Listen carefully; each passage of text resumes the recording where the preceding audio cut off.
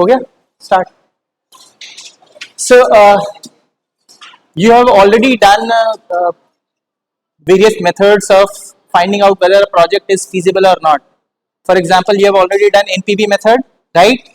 You have done IRR method, and you have done the non-discounting techniques of ARR and the payback period method.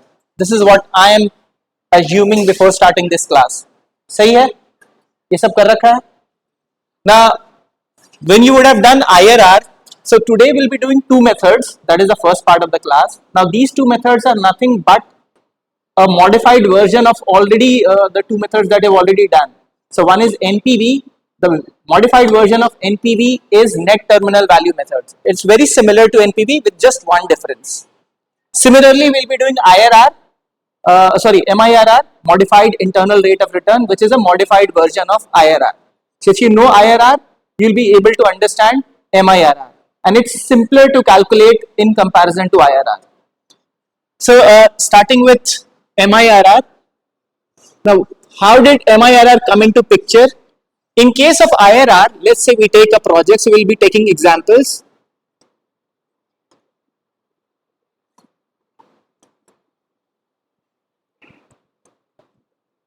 These are the final cash flow after taxes. You've already learned how to calculate the cash flow after taxes, which was sales minus variable cost, contribution minus fixed cost. You get EBIT minus EBDIT minus depreciation. You get EBIT minus taxes. You get EAT, earning after tax. Then you added depreciation back because depreciation was a non-cash expense. ये किया है ना?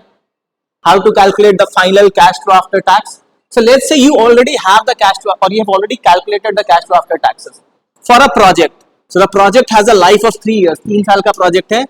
पहले साल में you are investing, let's say 1 lakh. I've put 2 brackets over here. What does it signify? इसका मतलब क्या है? Minus. So there is an outflow. This is the initial investment. Time period 0 means starting of first year or first time period. Time period 1 के end पे let's say 50,000 आ रहा है. This is the cash flow after tax inflow. Then 70,000, and then let's say 1 lakh. These are the final cash flow after taxes for the different years during the life of the project. Now, if we want to calculate the IRR, which you have already learned, what would you do? क्या करेंगे? How do you calculate IRR? Exam में आता है? कुछ याद है थोड़ा सा? How do you calculate IRR? Trial and error method से करते हैं, याद है? हाँ? So what you do is you use the trial and error method. बेटा इस क्लास के तो जल्दी आइए, नहीं तो सेमेस्टर 3 BFIA सेमेस्टर 3 जल्दी. What is IRR? Just a quick recap of what is IRR. IRR is the rate of return of the project. हर साल अगर मनी के टर्म्स में देखें तो पहले साल में 50,000, सेकेंड ईयर में 70 और थर्ड ईयर में इतना दे रहा है. इस दरवाजा को बना रहा है.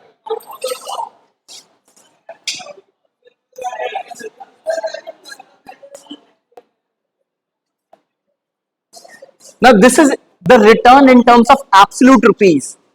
ठीक है? But what if I want to find out what is the return in terms of percentage? यानी हर 1 रुपया जो लगाया है, टोटल 1 लाख रुपया लगाया है, हर 1 रुपए पे कितना पैसा रिटर्न, कितना परसेंटेज रिटर्न आ रहा है हर रुपए पे on an average every year. Is the return same every year? हाँ ना? सेम है? नहीं? तो आइडियली अगर देखें तो the rate of return, percentage rate of return is not same every year. It might be X%, कुछ भी नंबर होगा, वो कैलकुलेट करना पड़ेगा. ठीक है? It might be Y% and it might be Z%. X, Y and Z are different because we can see the amounts are different and they are occurring in different time periods. So because of which the chances are very high that X, Y and Z would be different rates. What is IRR? We say earning x% in first year, y% in second year, and z% in third year is equivalent to what? What rate? Take single rate. IRR% in first year, IRR% in second year, and IRR% in third year. यानी same rate of return हर साल. कौन सा ऐसा rate of return है जो हर साल same रहेगा, but is equivalent to this series? Actual series of return ये है ना? इसके बराबर कौन सा ऐसा रेट है? क्योंकि मैं किसी को ये बोलूं, मैं जाके पिच कर रहा हूं, okay this is a project और let's say there is an investment. इस प्रोजेक्ट से मैं आपको बोलता हूं कि प्रोजेक्ट में 1 लाख रुपए लगाओ, पहले साल आपको 10% मिलेगा, लेट्स से x% 10% है, y% दूसरे साल 12% मिलेगा, तीसरे साल 14% मिलेगा. उसी तरह से एक दूसरा प्रोजेक्ट है, वो कह रहा है पहले साल में लेट्स से ये पहले साल 10% था, दूसरे साल 12% था, तीसरे साल 14% था. एक और प्रोजेक्ट है, उसमें आपको पहले साल 9% मिल रहा है, दूसरे साल 13% मिल रहा है, इस साल 14.25 मिल रहा है. अब बताओ कौन सा बेटर है? बता पाना मुश्किल है, जल्दी नहीं बता पाओगे, क्योंकि किसी ईयर में ये बेटर है, किसी ईयर में ये बेटर है. ठीक है, ये फर्स्ट ईयर में ज्यादा बेटर है, तो ये 10% 1% का जो डिफरेंस है ये ज्यादा इंपॉर्टेंट है इन कंपैरिजन टू ये 1% का डिफरेंस, क्योंकि ये 2 साल बाद आ रहा है. कोई भी रिटर्न जितना पहले कमाओगे उतना अच्छा है. क्यों? टाइम वैल्यू ऑफ मनी, उसको आप दोबारा री इन्वेस्ट करके और ज्यादा कमा सकते हो. So it's difficult to answer which of the projects is better, but if I get a single rate of return for every year which is equivalent to जी मेरी क्लास रूम 2 लिखा हुआ था. पहली बार हो रही है आपकी क्लास. टाइम टेबल में रूम 2 लिखा हुआ है इनका ही. बच्चे का पता कितना होगी क्लास कौन सी? So therefore 10% 12% हाँ जी, मुझे तो रूम 2 लिखा हुआ है मेरे ख्याल से. नहीं,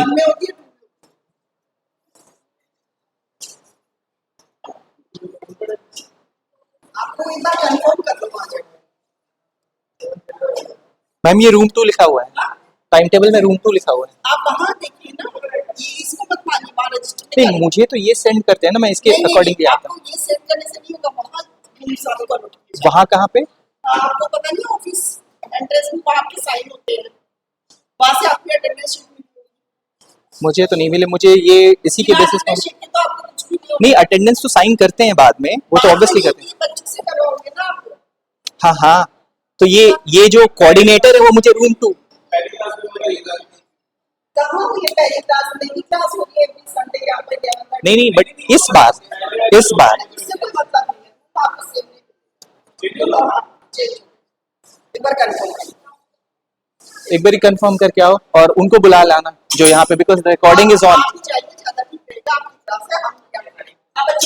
मैम एक्चुअली रिकॉर्डिंग भी ऑन है, रिकॉर्डिंग भी ऑन है. ऑनलाइन भी रिकॉर्डिंग है ना, रिकॉर्डिंग हो रहा है, ये क्लासेस रिकॉर्ड होते हैं सारे. तो ऐसे आप लोग सेटअप कर देते हो विदाउट एनी इंफॉर्मेशन, क्लास जिसकी चल रही है उसको. मैम ये हमें जो टाइम टेबल कोऑर्डिनेटर देगा हम उसके अकॉर्डिंग आएंगे ना. अच्छा,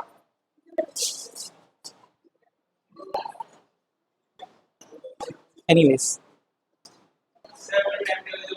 कोई बात नहीं, अभी रिकॉर्डिंग हो रहा है, इस पर डिस्कस नहीं करते हैं. ठीक है, रिकॉर्डिंग में कुछ भी आलतू फालतू नहीं जाना चाहिए. ठीक है, एनीवेज सो ये प्रोजेक्ट ए है, दिस इज प्रोजेक्ट बी. ना इट्स डिफिकल्ट टू सेलेक्ट, क्योंकि किसी ईयर में ये बेटर दे रहा है, किसी ईयर में ये बेटर दे रहा है. It's difficult to select.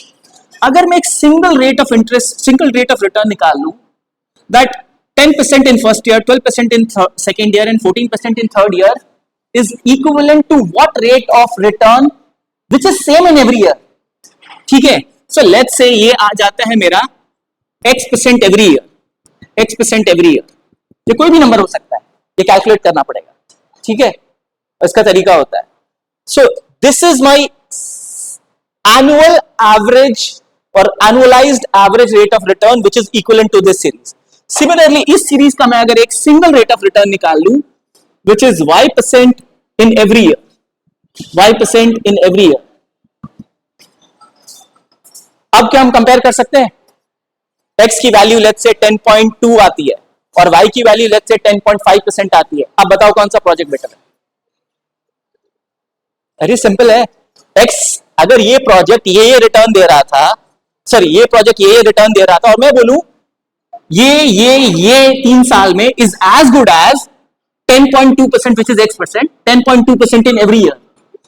ये 3 साल में है, इसको मैं बोलता हूं y% which is let's say 10.5% every year. आप कंपेयर कर सकते हैं क्योंकि अब मुझे एनुअल रिटर्न पता चल गया। फिर से ये समझ में आया? ये इनका एक्चुअल रेट ऑफ रिटर्न है हर साल का। मैं डायरेक्टली कंपेयर नहीं कर पा रहा हूं इनको क्योंकि किसी साल में ये बेटर रिटर्न दे रहा है, किसी साल में this project is giving me a better return. ठीक है, अगर मैं एवरेज रिटर्न निकाल लूं कि भाई हर साल कौन सा एक सिंगल रेट ऑफ रिटर्न है every year, rather than saying 10% in this year, 12% in second year and 14% in third year, मैं अगर ये बोल सकूं x% in first year, x% की second year, x% की third year, which is equivalent to this thing, यानी ये return दूं या x% तुमको हर साल दूं, तुम इक्वली बेटर ऑफ हो। लेट्स से कुछ भी नंबर आता है, वो मैंने एक हाइपोथेटिकल नंबर लिया 10.2 कैलकुलेट हो, उसको कैलकुलेट करने का तरीका है। ठीक है, तो अगर मुझे वो x% हर साल का पता चल जाए कौन सा ऐसा सीरीज है, और इसके लिए इस सीरीज के लिए भी मैं y% अगर कैलकुलेट कर लूं, अब मैं डायरेक्टली कंपेयर कर सकता हूं क्योंकि दोनों rates of return annual terms में है। हर साल वो 10.2% दे रहा है और हर साल प्रोजेक्ट y 10.5% दे रहा है। कौन सा बेटर है? प्रोजेक्ट y, क्योंकि वो हर साल ज्यादा दे रहा है। पहले प्रॉब्लम इसलिए हो रही थी किसी साल ये ज्यादा दे रहा था, किसी साल ये ज्यादा दे रहा था। That annual average rate of return is called what? IRR। Simple, ठीक है, दैट इज IRR। तो IRR कैलकुलेट कैसे करते थे आप लोग? If you would have attended that class और you would have watched the recording जो पढ़ाया होगा पहले, उसमें trial and error method use होता है। ट्रायल एंड एरर मेथड काफी लंबा प्रोसीजर होता है। सो भी हम बोलते हैं भाई कौन सा ऐसा रेट है, the rate at which the present mathematically what is IRR? It is the rate at which the present value of this and this taken together. Present value निकालना आता है, टाइम वैल्यू ऑफ मनी में पढ़ा है। So what is that rate at which the present value of this and this is exactly equal to the initial investment? Mathematically that rate is called IRR. क्यों? ध्यान से देखिएगा। एक single simple, ideally I should not have taught you IRR, but just a quick recap. I invest 100 rupees today. It's a 1-year project. Simple example ले रहे हैं। Forget about this project right now. Time period 0 में 100 रुपए लगाया, time period 1 में 110 रुपए आया। कितना rate of return? 10%। It's a 1-year project, so IRR will be 10% only. Annual average rate of return 10%। ठीक है, नाउ हाँ जी, last bench. What I am telling you is the simplest way of understanding IRR mathematically. Conceptually it is a rate of return, but mathematically what it is, जो बता रहा हूं सुन लो, ये books में नहीं है। ठीक है, हाँ के 2 घंटे बैठने से कोई फायदा नहीं, मुझे ये सब रिकॉर्डिंग में मत बुलवाओ प्लीज ना। 100 रुपए लगाया, only 1-year project, it has a life of just 1 year। Generally project has a big larger life, but I am taking a simple example. So the rate of return that I am earning we can directly calculate mentally only, it is 10%। If I find out the present value of the cash inflow, this is cash flow after tax from the project. If I find out the present value of this at IRR, what will it be? 110 into PVF, 10% for one time period, यही होगा। Present value factor से multiply करेंगे तो find out the present value. कितना साल पीछे ले जा रहे हैं? 1 साल। So it will be 110 into what is the present value factor formula? 1 upon 1 plus R. What is the rate of discounting? 10% to the power 1. I can say 1 upon 1.1 to the power 1. So simply it will be 110 into 1 upon 1.1 to the power 1, or I can say 110 into 0.9090। अगर आप calculator है आपके पास तो कर लीजिए, यही आएगा। Line से ये 90 चलता चला जाएगा। तो अगर आप इससे मल्टीप्लाई करें तो एग्जैक्टली कितना होगा, कितना आएगा वैल्यू? 100 आया। विच means what? When I calculated the present value of cash inflow at the rate of return earned, which was IRR, so the present value of cash inflow at IRR was exactly equal to the present value of cash outflow. आ गया? ये mathematically आया, conceptually बिल्कुल simple है। इस 100 रुपए को किस rate से हमने आगे धक्का दिया था फ्यूचर में? 10% से। तो ये कितना बन गया? 110। डिस्काउंटिंग का मतलब क्या होता है? पीछे धक्का देना। किस रेट से धक्का दे रहे हैं? किस फोर्स से? 10% के फोर्स से। तो जिस फोर्स से मैंने एक स्टेप आगे लिया था, उसी फोर्स से अगर एक स्टेप पीछे ले लूं तो सेम जगह पे पहुंच गए। 10% से इसको आगे फॉरवर्ड ले गए तो 110 बन गया। इस 110 को सेम फोर्स से 10% से डिस्काउंट कर दें, विच इज पीछे लेके चले जाएं, तो 100 ही आएगा। आएगा कि नहीं? इस तरह से सोचो ना, मैंने सेम फोर्स से धक्का दिया, एक स्टेप आगे गए, सेम फोर्स से पीछे धक्का दिया तो वहीं पे जाकर रुकेंगे ना। 10% से कंपाउंड कर रहे हैं रेट ऑफ रिटर्न, 10% से डिस्काउंट कर रहे हैं। So isn't IRR mathematically the rate of return at which the present value of cash inflow is equal to outflow? है? तुम ऐसे ब्लैंक के रखोगे तो 110 का 10% नहीं, 100 लगाया था, 100 लगाया था, ये 110 बन गया। This is the return that they give me in rupees. कितना परसेंट से बढ़ा? अगर सेम 10% से मैं इसको डिस्काउंट कर दूं, 110 को इसको पीछे ले जा रहे हैं ना, find out the present value of cash inflow. 10% नहीं, इसको डिस्काउंट कर रहे हैं ना। डिस्काउंट कैसे करते हैं? डिस्काउंट करते हैं multiplied by PVF. What is PVF? 1/1 plus R. R is the rate of discounting. What is the rate of discounting? हम बोल रहे हैं जिस रेट से ग्रो किया उसी रेट से डिस्काउंट कर रहे हैं। क्यों कर रहे हैं? ताकि हम मैथमेटिकली प्रूव कर सके the rate at which you are earning, if you use that as the discounting rate, तो present value of cash inflow will be equal to cash outflow. तुम उस तरह से ले रहे हो कि 100, हम ऐड थोड़ा कर रहे हैं, उसको पीछे ले जा रहे हैं। प्रेजेंट वैल्यू का कॉन्सेप्ट पढ़ा है कि नहीं पढ़ा है? क्लियरली बताओ। हाँ, तो पढ़ लो, उसको समझ में आ जाएगा। ठीक है, बिना टाइम फाइनेंस मुश्किल होगा। So therefore, mathematically, IRR is nothing but the rate at which the present value of cash inflow is equal to outflow. Same फंडा यहां भी अप्लाई करेगा। IRR is the rate at which the present value of this and this is equal to this. पर कौन सा ऐसा rate होगा, ये निकालना बहुत मुश्किल है। So we do trial and error. पहले एक रेट लेते हैं, देखते हैं क्या वैल्यू इक्वल आ रही है कि नहीं आ रही है। नहीं आती है तो फिर उससे हायर रेट लेते हैं या उससे लोअर रेट लेते हैं। इस तरह करके देखते हैं कि भाई कौन सा ऐसा रेट है जहां पे इन सब की present value is equal to this. Mathematically that is IRR। ठीक है, now it's a very long drawn process, पहला। But what is the problem with IRR? One of the assumptions that IRR takes is, ये जब 50,000 first year के and में मिलेगा तो इस पैसे का क्या करोगे? आइडल रखोगे? What will you do? Reinvest करेंगे एज अ रैशनल पर्सन। घर में थोड़ा रखेंगे, बिजनेस में रीइन्वेस्ट करेंगे। At what rate? That is the question, because all these are estimations. हम बोल रहे हैं ये प्रोजेक्ट में इतना पैसा लगाएंगे तो इतना इतना मिलेगा। ये एक्चुअली हुआ नहीं है अभी तक, हम बस एस्टिमेट कर रहे हैं कि ऐसा होगा। हाँ जी, हाँ बेटा लेके पास कर दीजिएगा।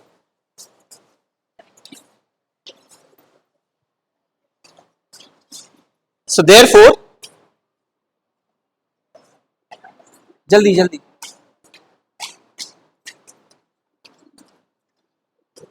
so therefore, जब ये पैसा आएगा तो अभी आपको एस्टिमेट करना किस रेट पर रीइन्वेस्ट होगा। Reinvestment for how much time period? तो हम एक स्टैंडर्ड लेते हैं, till the end of its life. इसकी लाइफ कितनी है? प्रोजेक्ट की कितनी है? 3 साल। पहला वाला पैसा 50,000 कब आ रहा है? फर्स्ट ईयर के एंड में। फर्स्ट ईयर के एंड से एंड ऑफ लाइफ कितना है? 2 साल। 2 साल के लिए आप इसको रीइन्वेस्ट कर देते हो। ये स्टैंडर्ड अजम्पशन है।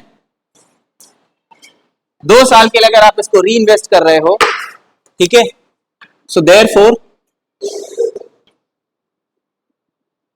कंपाउंडिंग का फॉर्मूला क्या होता है? 1/, री इन्वेस्टमेंट रेट 2 साल आगे जाएगा टू द पावर 2, ये कहां जाएगा? 3, ठीक है, सॉरी 1, और ये कितने साल री इन्वेस्ट होगा? 3rd ईयर के एंड में मिला है, और 3rd ईयर के एंड तक की कितना टाइम पीरियड हुआ? 0, so multiplied by 1 plus R to the power 0, ठीक है। और एक्चुअली आईआरआर कैलकुलेट करने के लिए हम क्या करते हैं? we have to find out the present value at time period 0. What is IRR? It is the rate at which the present value of this and this is equal to this. यही हमें equate करना है कि ऐसा rate कौन सा होगा। तो फिर इसको डिस्काउंट करेंगे, 3 साल पीछे ले जाएंगे। दिस इंटू दिस, ये किस साल पे पहुंच गया? ये ऑलरेडी 3rd ईयर के एंड में था, 3rd ईयर के एंड में ही रहेगा, ठीक है।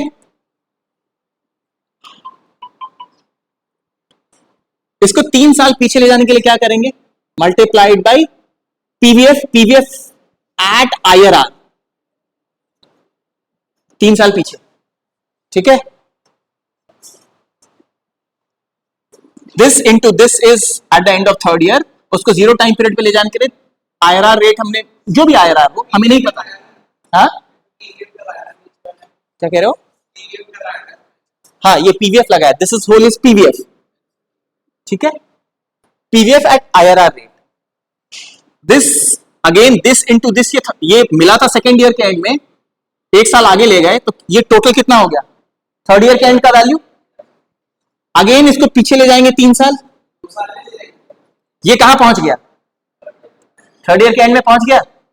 2 साल के एंड में मिला था, 1 साल मल्टीप्लाई कर दिया, आगे लेके चले गए, तो कहां पहुंच गया? 3rd ईयर के एंड में। तो हमें तो 0 टाइम पीरियड पे निकालना है आईआरआर पे वैल्यू, ठीक है। और ये भी कहां पहुंच गया? 3rd ईयर के एंड में। इसको भी 3 साल पीछे ले जाएंगे आईआरआर पे, राइट। और हम देखेंगे क्या इन सब की वैल्यू, प्रेजेंट वैल्यू इसके बराबर आ रही है। अगर नहीं आ रही है तो फिर दूसरे रेट पे देखेंगे, या तो ज्यादा आएगी या कम आएगी, तो हम दूसरे रेट पे चेक करेंगे। और तब तक करते रहेंगे जब तक ऐसा रेट ना मिल जाए जिसपे प्रेजेंट वैल्यू बिल्कुल 1 लाख निकल कर आए। ट्रायल एंड एरर करना पड़ता है, तीनों को मिला के आना चाहिए, ठीक है। सो देयरफॉर, लेकिन हम ट्रायल एंड एरर करते क्या है? ये मैं पीछे जा रहा हूं, ये पढ़ा हुआ होगा आपका, आप लोगों ने मतलब रिकॉर्डिंग नहीं देखा होगा या क्लास अटेंड नहीं की। हम एक्चुअली क्या करते हैं पता है? एक्चुअली में ध्यान से देखिएगा, हम आगे नहीं ले जाते, हम डायरेक्टली पीछे ले जाते हैं। ये ऑलरेडी कहां पे था? 3rd ईयर के एंड में। आईआरआर पे डिस्काउंट करेंगे तो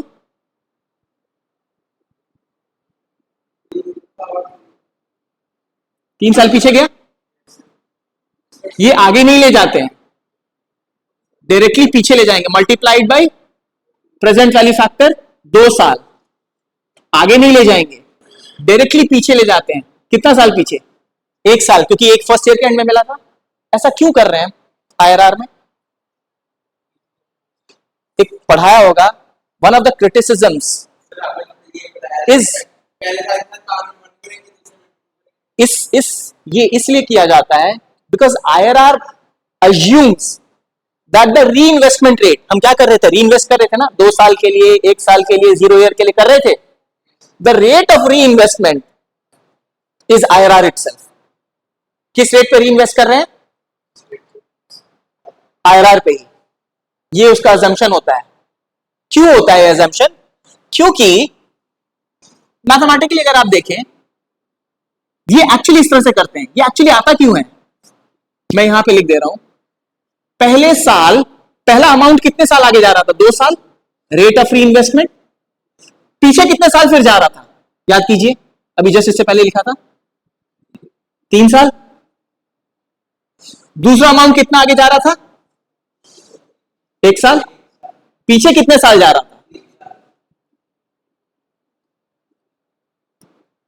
तीसरा अमाउंट कितने साल आगे जा रहा था? और पीछे कितने साल जा रहा था? 3 साल। अब देखना ये और ये कब सेम हो सकता है, ध्यान से। अगर ये R rate of reinvestment is exactly equal to this, मतलब ये भी आईआरआर ही अगर है रेट ऑफ री इन्वेस्टमेंट, तो ये क्या हो जाएगा, ये रेट और ये रेट अगर सेम है तो पावर में 2 है ऊपर न्यूमरेटर में और डिनोमिनेटर में 3 है। Simple exponential a to the power 2, मान लो 1 प्लस आर को मैं a मान लू, एक सिंगल टर्म मान लू, और ये 1 प्लस आईआरआर भी सेम होगा इसके बराबर, क्योंकि हम बोल रहे हैं आईआरआर और ये सेम है, तो a टू द पावर 3 हो जाएगा, हो जाएगा। इसको मैं लिख सकता हूं क्या, 1 upon a to the power 3 minus 2 लिख सकता हूं, एक्सपोनेंशियल। एग्जैक्टली सेम चीज है, देखिएगा 1 plus IRR to the power R है, बट ये R is equal to IRR. अगर ये दोनों सेम है तो 1 plus IRR to the power 2 multiplied by 1 upon 1 plus IRR to the power 3 will be exactly equal to this होगा। ऊपर में 2 पावर है सेम टर्म में, नीचे में 3 पावर है सेम टर्म में, तो बचेगा क्या, एक पावर। ऊपर में सेकंड कैश फ्लो, ऊपर में 1 पावर है, नीचे में 3 पावर है, कितना पावर बचेगा, ऊपर में 0 पावर है, नीचे में 3 पावर है, व्हाट विल बी लेफ्ट। यानी एक्चुअली आईआरआर में डायरेक्टली डिस्काउंट करते हैं, पहले कंपाउंड और फिर डिस्काउंट नहीं करते हैं। क्यों, वो मान रहा है बाय डिफॉल्ट कि मेरा rate of compounding is exactly equal to the rate of, तभी ये पॉसिबल है ना, वरना ये पावर्स कैंसिल नहीं होंगे। So the rate of reinvestment in IRR is assume to be IRR itself. वो ये कहता है कि जिस रेट से ये प्रोजेक्ट पैसा अर्न करके दे रही है, जो भी पैसा आ रहा है वो वापस री इन्वेस्ट उसी रेट पे होगा।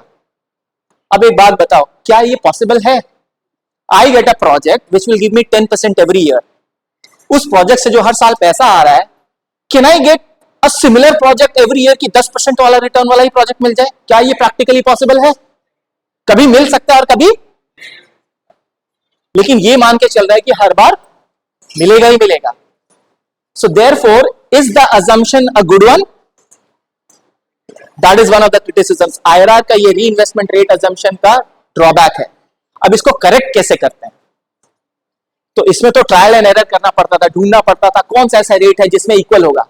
अब जैसे हम इस री इन्वेस्टमेंट रेट अजम्पशन को चेंज करते हैं, हम बोलते हैं कि भाई नहीं, it's not necessary that every year you will get the same rate of reinvestment, it can be anything which you will have to estimate.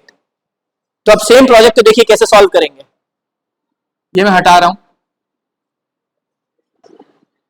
ये बस समझाने के लिए था why the reinvestment rate is IRR itself. Now we'll correct that assumption. हम बोलते नहीं, it is not possible. So therefore these amounts will be reinvested at different rates. Now most of the books will assume that there is a reinvestment rate, what, cost of capital. Cost of capital आपको पता है given होता है, भाई कितने पे ये 1 लाख उठाया था, cost of capital पे उठाया था। So let's say the cost of capital is 10%, तो बोलते हैं reinvestment rate भी 10% होगा, ये most of the books बोलते हैं। In reality मुझे अगर 10% से ज्यादा का कोई प्रोजेक्ट मिल रहा है फर्स्ट ईयर के एंड के, जैसे मेरे पास 50,000 आया और मुझे 10% से ज्यादा का प्रोजेक्ट अवेलेबल है, will I invest it at 10% only? I'll go for a higher one. Next year it can be further a higher one.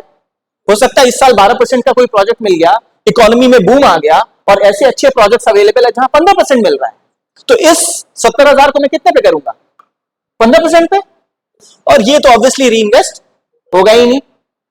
So ideally you have to estimate what will be the reinvestment opportunity available at the end of first year, at the end of second year.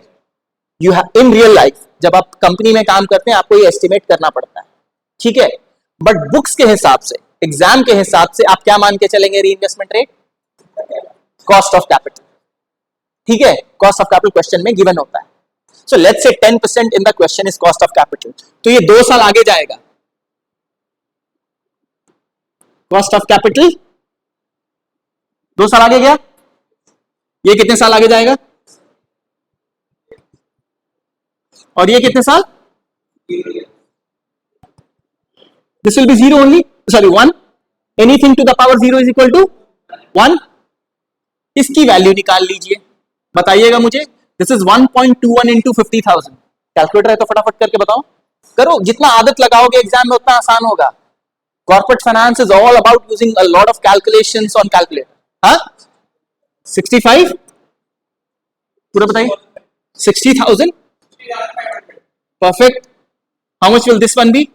1.1 into 70,000, 77,000, 77,000, and this will be exactly same 1 lakh. ठीक है, what are these? This is the future value of this cash flow at the end of third year. This is the future value of this cash flow at the end of third year, and this is the future value of this cash flow at the end of third year. Clear hai? Obviously we always reinvest, we never keep the money idle. A rational investor will always reinvest. ठीक है, और हम हमेशा मान के चलते हैं कि जो भी प्रोजेक्ट में इन्वेस्ट करे वो रैशनल इन्वेस्टर। ठीक है, पहले if I want to add this, this and this, can I add them? No, because they are occurring in different time periods. So 1 rupee in time period 1 is not equal to 1 rupee in time period 2 is not equal to 1 rupee in time period 3. So I am not allowed to add. Time value of money में पढ़ा होगा। But since this is also at the end of third year, I have converted this into third year terms. I have converted this into third year terms. I have converted this into third year terms. Now all of them are at the end of third year. Can I add them? अब add कर सकते हैं same time period में। कितना है total बताइए? What is this? This is the future value of all the cash flows that we are receiving. Future value of all the cash flows. अब देखिएगा, मैं IRR पे दोबारा जा रहा हूं। What was IRR? What was the mathematical definition of IRR? The rate at which the present value of cash inflows is equal to cash outflows. The rate at which the present value of cash inflows is equal to initial investment. Same चीज है, outflows is initial investment होता है. So if I say the rate at which the present value of this, this and this is equal to 1 lakh, that is IRR. ठीक है, and since this is equal to this, this is equal to this and this is equal to this, मैं बोल सकता हूं at the end of third year future value है इनकी. So can I say all three of them is equal to this at the end of third year? चाहे मुझे 50,000 दे दो, 70,000 दे दो, 1 लाख दे दो इन दीज टाइम पीरियड्स, या फिर मुझे एग्जैक्टली इतना थर्ड ईयर के एंड में दो, I will be equally better of. बोलो क्यों? अगर मुझे 50,000 दोगे तो मैं 10% पे ही री इन्वेस्ट कर सकता हूं, इतना मिलेगा थर्ड ईयर में। 70 दिया तो ये कितना बन जाएगा? इतना। ये दिया तो कितना बन जाएगा? इतना। या तो तुम मेरे टोटल थर्ड ईयर में इतना ही दे दो। तो इजंट इट सेम? तुम्हें एक ऑप्शन मिले, ये सीरीज ले लो 50, 70 और 1 lakh first year, second year और थर्ड ईयर के एंड में, या फिर तुम मुझसे इतना ले लो, तुम कौन सा चूज करोगे? हाँ, दोनों में से कोई भी चूज करो, सेम है। ये तुमको थर्ड ईयर के एंड में मिल रहा है, ये तुमको पहले मिल जा रहा है। इसको इन्वेस्ट करके तुम इतना बना सकते हो, इसको इन्वेस्ट करके इतना बना सकते हो, इसको इन्वेस्ट करके इतना बना सकते हो, तो ये तीनों ऐड होके इतना ही तो आ रहा है। तो चाहे तुम मुझे ये और ये दे दो, या फिर मुझे ये दे दो थर्ड ईयर के एंड में, आई एम इनडिफरेंट, मुझे कोई फर्क नहीं पड़ता। मैं तुमको आज 100 रुपए दूं और बोलूं कि 10% रेट तुम उस पर अर्न कर सकते हो, तो कितना बन जाएगा एक साल बाद? 110। मैं बोलूं आज 100 रुपए ले लो, या फिर बेटा 110 रुपए एक साल बाद ले लो, तुम कौन सा चूज करोगे? दोनों बराबर है, क्योंकि आज 100 रुपए अगर दूं तो भी तुम एक साल बाद तुम्हारे पास कितना होगा? 110, या फिर मैं डायरेक्टली तुमको एक साल बाद 110 दे दूं, बात तो एक ही है।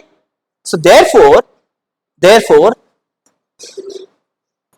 ये तो प्रूव हो गया कि this and this is equal to this at the end of third year. कोई कंफ्यूजन है इसमें? Now if IRR is the rate at which the present value of this and this is equal to 1 lakh, and since all three of them is equal to this, so can I not say IRR is the rate at which the present value of this is equal to 1 lakh? मैं फिर से repeat कर रहा हूं, IRR क्या होता है? The rate at which the present value of cash inflows in different years is equal to the cash outflow. ठीक है, and since all these cash inflows is equal to this, we have proved. So can I not say IRR पे ही IRR is the rate at which the present value of this will be equal to this? बोल सकता हूं हाँ या ना? नहीं समझ में आया तो पूछिएगा। इन तीनों को एक रेट पे इसके बराबर करना है, और क्योंकि ये तीनों इसके बराबर हैं, सेम रेट पे ये भी इसके बराबर आएगा कि नहीं आएगा? आएगा। सो therefore IRR is the rate at विच, तो मैं प्रेजेंट वाली फैक्टर निकाल लेता हूं, ये अमाउंट के कितने साल पीछे ले जाना है? 3 years, क्योंकि ये तीनों साल थर्ड ईयर के एंड वाले वैल्यू के टोटल था।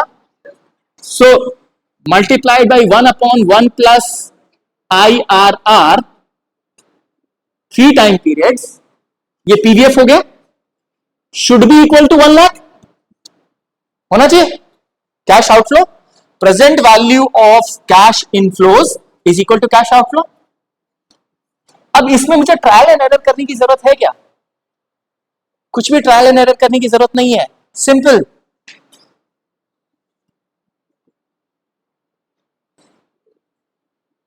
$2,37,500 अपॉन ये 1 लाख नीचे आ जाएगा, इज इक्वल टू ये वाला टर्म ऊपर चला जाएगा, cross multiplication, simple solving the equation, ये हो जाएगा। इसकी वैल्यू कितनी आ रही है बताइए? 2.37 2.37 is equal to 1 plus IRR to the power 3। अब इस इक्वेशन को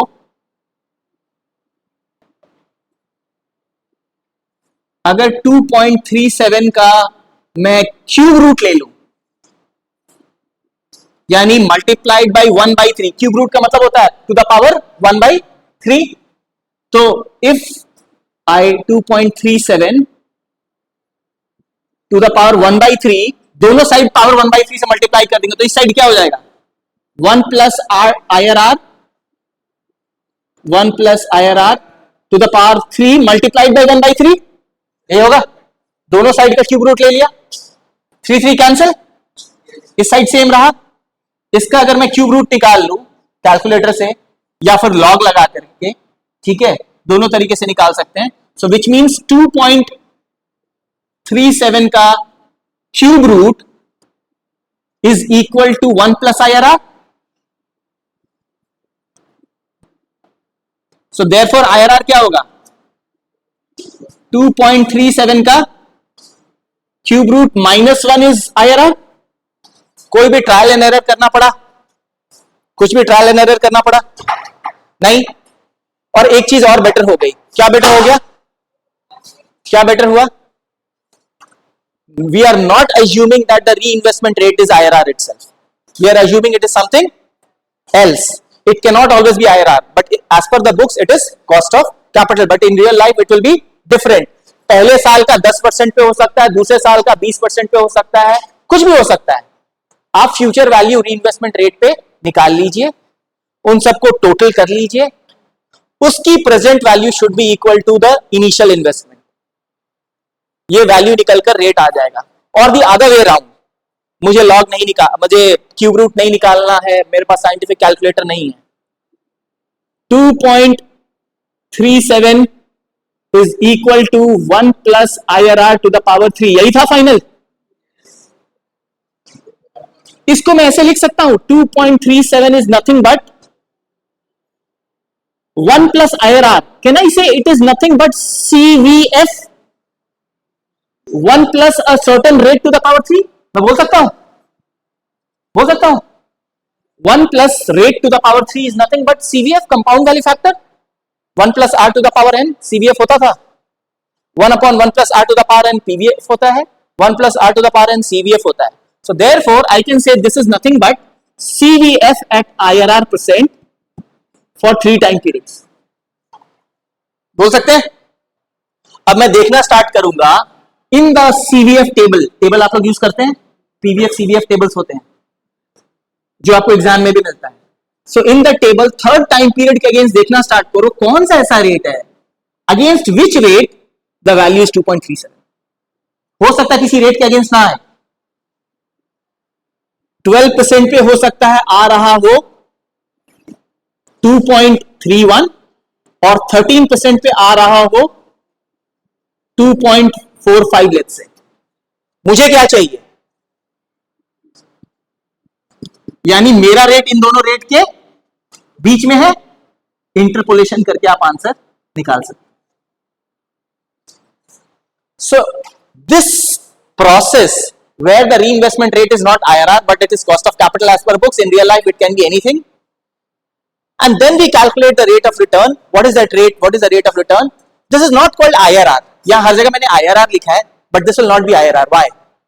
Because we have modified the assumption of reinvestment. We are saying it is not IRR, the reinvestment rate is cost of capital or it is something else, but we are calculating IRR only. So because we have modified the assumption, it will be called modified internal rate of return. इसीलिए इसका नाम क्या पड़ गया? MIRR. It improves on the drawback of the reinvestment rate criticism of IRR. एक criticism है कि भाई आप IRR ही कैसे अज्यूम कर सकते हैं, तो IRR मेथड का ये प्रॉब्लम है, उसको इंप्रूव करता है ये मेथड। आगे चल, हाँ, cost of capital, cost of capital IRR नहीं लेंगे, री इन्वेस्टमेंट रेट लेंगे, जिसपे जो पैसा आ रहा है वो री इन्वेस्ट होता है, ठीक है। IRR तो हमें कैलकुलेट करना है। So everywhere instead of writing IRR I will replace it with what? MIRR. It is now called MIRR. इसका क्वेश्चन नहीं आता है, मतलब अब तक as per the examination trends, whatever question papers I have seen, I have not seen questions from MIRR, but they give you a short note. And writing a short note is always, I mean, if you know the concept, at least you get, I mean, 3.5, 4 out of 5 तो मिल जाता है. In numerical questions, only if you know how to solve it, तभी आप कर सकते हैं. अब same question को मैं net terminal value method solve करता हूं. सिंपल सा डिफरेंस है. It's a mixture of NPV and MIRR method. NPV calculate करते वक्त क्या करते हैं? क्विकली प्रेजेंट वैल्यू निकालते हैं. किस रेट पे निकालते हैं? हाँ, कॉस्ट ऑफ कैपिटल पे. सो कॉस्ट ऑफ कैपिटल हमारा कितना था इस क्वेश्चन में? 10%. सिंपली तो 1 अपॉन 1.1 टू द पावर 1, एक साल पीछे ले जाएंगे. 1 upon 1.1 to the power 2, 1 upon 1.1 to the power 3. एक वैल्यू आ जाएगी. मैं प्रोसेस देख रहा हूं. I am not interested in the value, I am interested in the process. Rupees A let say आता है. This is the present value of 50,000. Rupees B, rupees C, इन तीनों का टोटल कर दूं. Now I can add them because they have come to time period 0. पहले add नहीं कर सकते थे, अलग अलग टाइम पीरियड पे थे. अब सब 0 टाइम पीरियड पे आ चुके हैं. So A plus B plus C, let's say rupees Z. This is the present value of all the cash inflows. तो एनपीवी निकालने के लिए क्या करते थे? Present value of cash inflows minus present value of cash outflow. कितना था? 1 लाख. अगर ये value let's say rupees Y आती है, ये वाई अगर पॉजिटिव है तो एक्सेप्ट द प्रोजेक्ट, वाई अगर नेगेटिव है तो रिजेक्ट द प्रोजेक्ट. यही सीखा है, ठीक है. अगेन, हाँ, पॉजिटिव का मतलब है कि प्रेजेंट वैल्यू ऑफ जो पैसा आया इट इज ग्रेटर देन जो पैसा गया. आप डायरेक्टली क्यों नहीं कंपेयर करते? अब ध्यान से देखिएगा. 50,000 मिला, 70,000 मिला, 1 लाख मिला. इन तीनों को ऐड करके डायरेक्टली देख लें कि 1 लाख से ज्यादा है तो अच्छा है, नहीं तो खराब है.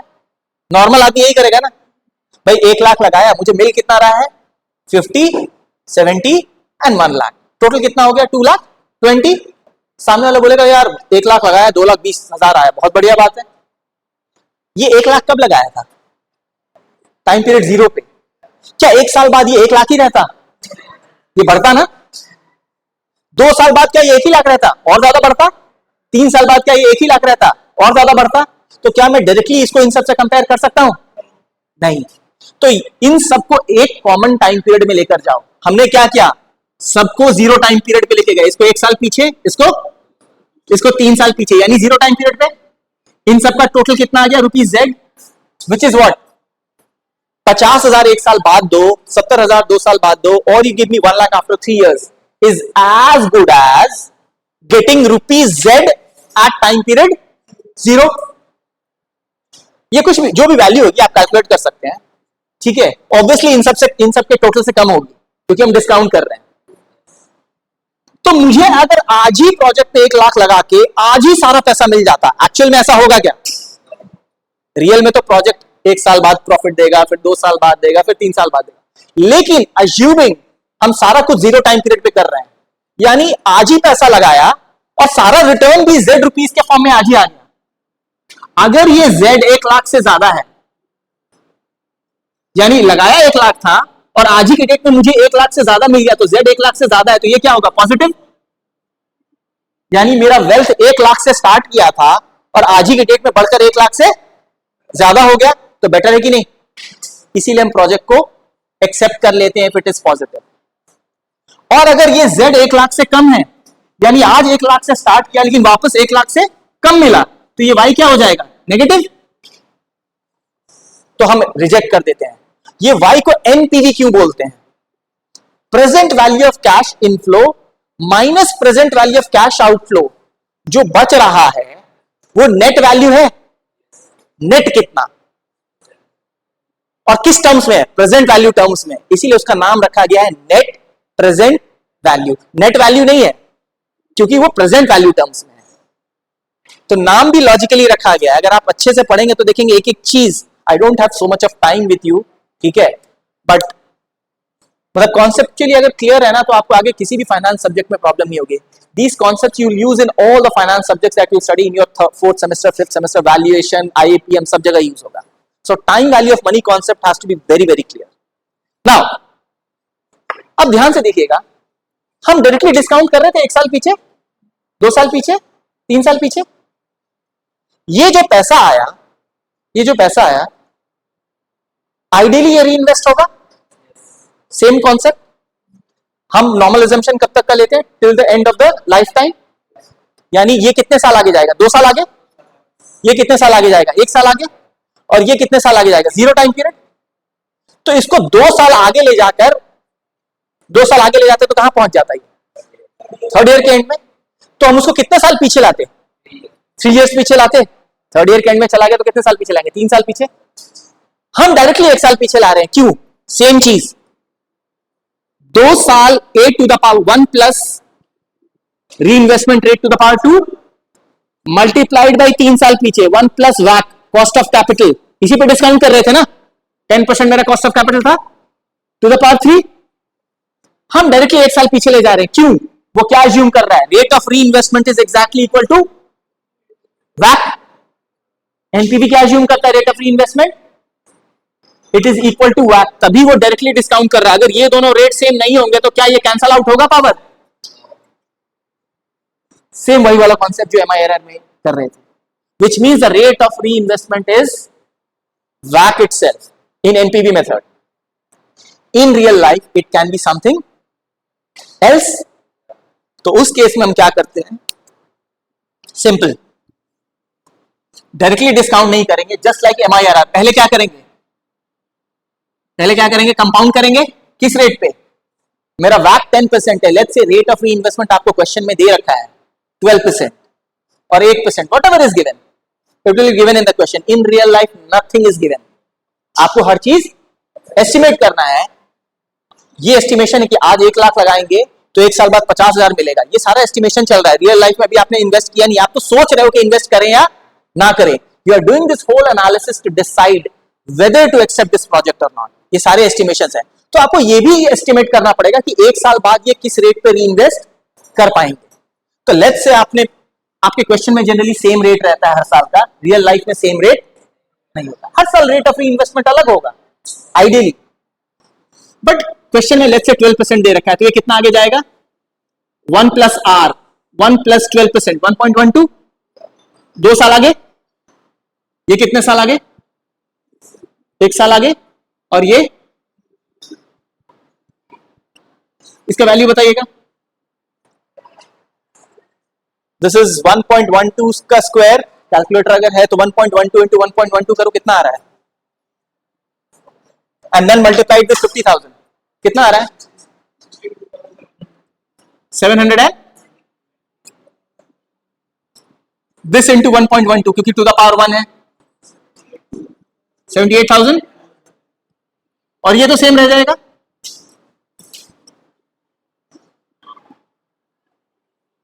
इन सबको आप ऐड कर सकते हैं because all of them have now been taken to a common time period third year. Add करके बताइए कितना आ रहा है?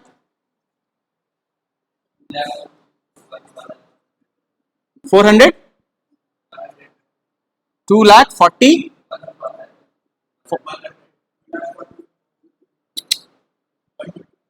ठीक है. What was the NPV? NPV was the net value of present value of cash inflows minus cash outflows. ये सारे cash inflows, can I say all of them are equal to this much at the end of third year? बोल सकते हैं? So can I say NPV is nothing but present value of this minus 1 lakh? What is NPV? Present value of all of them minus 1 lakh. And since all of them are equal to this, so can I not say that present value of this minus 1 lakh is also NPV? इसका present value कितने साल पीछे ले जाएंगे? 3 years. किस rate पे NPV निकाल रहे हैं? तो वैक पे, वैक कितना था मेरा? 10%. 2,41,120 इंटू इसको करेंगे तो 0.756 आएगा. आप देख लीजिए 0.7561 समथिंग समथिंग कुछ कुछ आएगा. सॉरी 753 आएगा. 753 समथिंग आएगा ना, देखना 751 है, सॉरी 7513 आता है, right. So up to 3 decimal places table में ये वैल्यू होगी. This is the present value factor for 10% for 3 time period. हाँ कुछ नहीं, कैलकुलेटर में 1 डिवाइडेड बाई, कैलकुलेटर में, ये फोन पे प्रॉब्लम है, कैलकुलेटर में 1 डिवाइडेड बाई 1.1 करके 3 बार इक्वल टू प्रेस कर दो. पावर क्या है? पावर 3 है ना, तो जितनी बार पावर उतनी बार इक्वल टू प्रेस करो. तो टेबल की भी जरूरत नहीं है, सारा वैल्यू आपको कैलकुलेटर से मिल जाएगा. ठीक है, क्योंकि टेबल क्लास में 4 5 6 7 8 होंगे, बच्चे होंगे 50. So will you wait for the table? You have the calculator, देखो और करो. कितना आ रहा है? This into this, tell me. 1,81,000 point something आ रहा है. पॉइंट कितना? 1.2. तो हमेशा पॉइंट में नहीं रखना है, you have to approximate it to the nearest value. यही होगा. Now this is the present value of cash inflow minus present value of cash. कितना आया मेरा? 81,000. So my net present value is positive. Should I accept it? Yes. लेकिन one thing has changed. I will not call it net present value because I have changed the reinvestment rate assumption of NPV. Now we call it net terminal value method instead of net present value. Net terminal value. क्यों बोलते हैं net terminal value? पहले आप इसको कहां ले गए थे? एंड पे. And is terminal. टर्मिनल का मतलब एंड. फिर आप उसको वापस लेके आए हैं, उसकी net value. So therefore, this method is now called net terminal value. Again, I have not seen a question, numerical question from this. That is always either they leave it up to you कि भाई या तो NPV से solve कर लो या IRR से solve कर लो. Smart way is always to choose NPV. I've already told that in the online classes. But a short note can come and even a practical question can come. ठीक है, तो आना चाहिए आपको. सर हमारे में 1,80,000 हाँ क्या कह रहे हो बेटा? तुमने 0.751 की जगह लंबा तक लिया होगा. ठीक है, एग्जाम में मैं भी बता रहा हूं, एग्जाम में आंसर एग्जामिनर से मैच करने के लिए बहुत जरूरी है कि आप हमेशा 3 डेसिमल प्लेसेस तक लें. ठीक है, अब ये कैसे डिसाइड होगा 3 डेसिमल प्लेसेस? ध्यान से देखना. 0.7513 समथिंग समथिंग वैल्यू होगी. बताइए क्या था कैलकुलेटर पे? वैल्यू क्या था?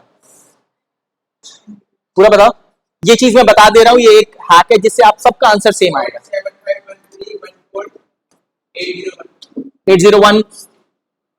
अब ध्यान से देखना, मुझे इसको 3 डेसिमल प्लेसेस तक करना है, तो मैं बस और बस I will only look at the 4th decimal place. उसके बाद की वैल्यूज को देखूंगा तक नहीं. अगर ये 5 या उससे ज्यादा है तो दिस विल बिकम 2. अगर ये 5 या उससे कम है तो दिस विल रिमेन. अब इसमें बड़ा आसान है. बोलेंगे सर आगे का भी देख ले तो भी वही आंसर है. अब मैं ध्यान देता हूं. मान लो मेरा प्रेजेंट वैल्यू फैक्टर है 0.75145 मान लो एंड 210 लेट्स से. मुझे 3 डेसिमल प्लेसेस तक करना है. मैंने क्या बोला? आप किसको देखेंगे? बस इसको. एक नॉर्मल बच्चा क्या करेगा, यहां से अगर अप्रोक्सीमेशन स्टार्ट करता है, this is 5, so what will this become 5, if this becomes 5 this will become what 2, that will be wrong as per the table. If you have to approximate up to 3 decimal places, आप fourth वाले को बस देखेंगे, उसके बाद 8 है 9 है कोई फर्क नहीं पड़ता. अप्रोक्सीमेशन इसका हो रहा है तो बस इसको देखेंगे, यहां से स्टार्ट नहीं करना है. ये क्लैरिटी है, तो ही आपका आंसर टेबल से मैच करेगा. And the examiner will prepare the solution based on the table values.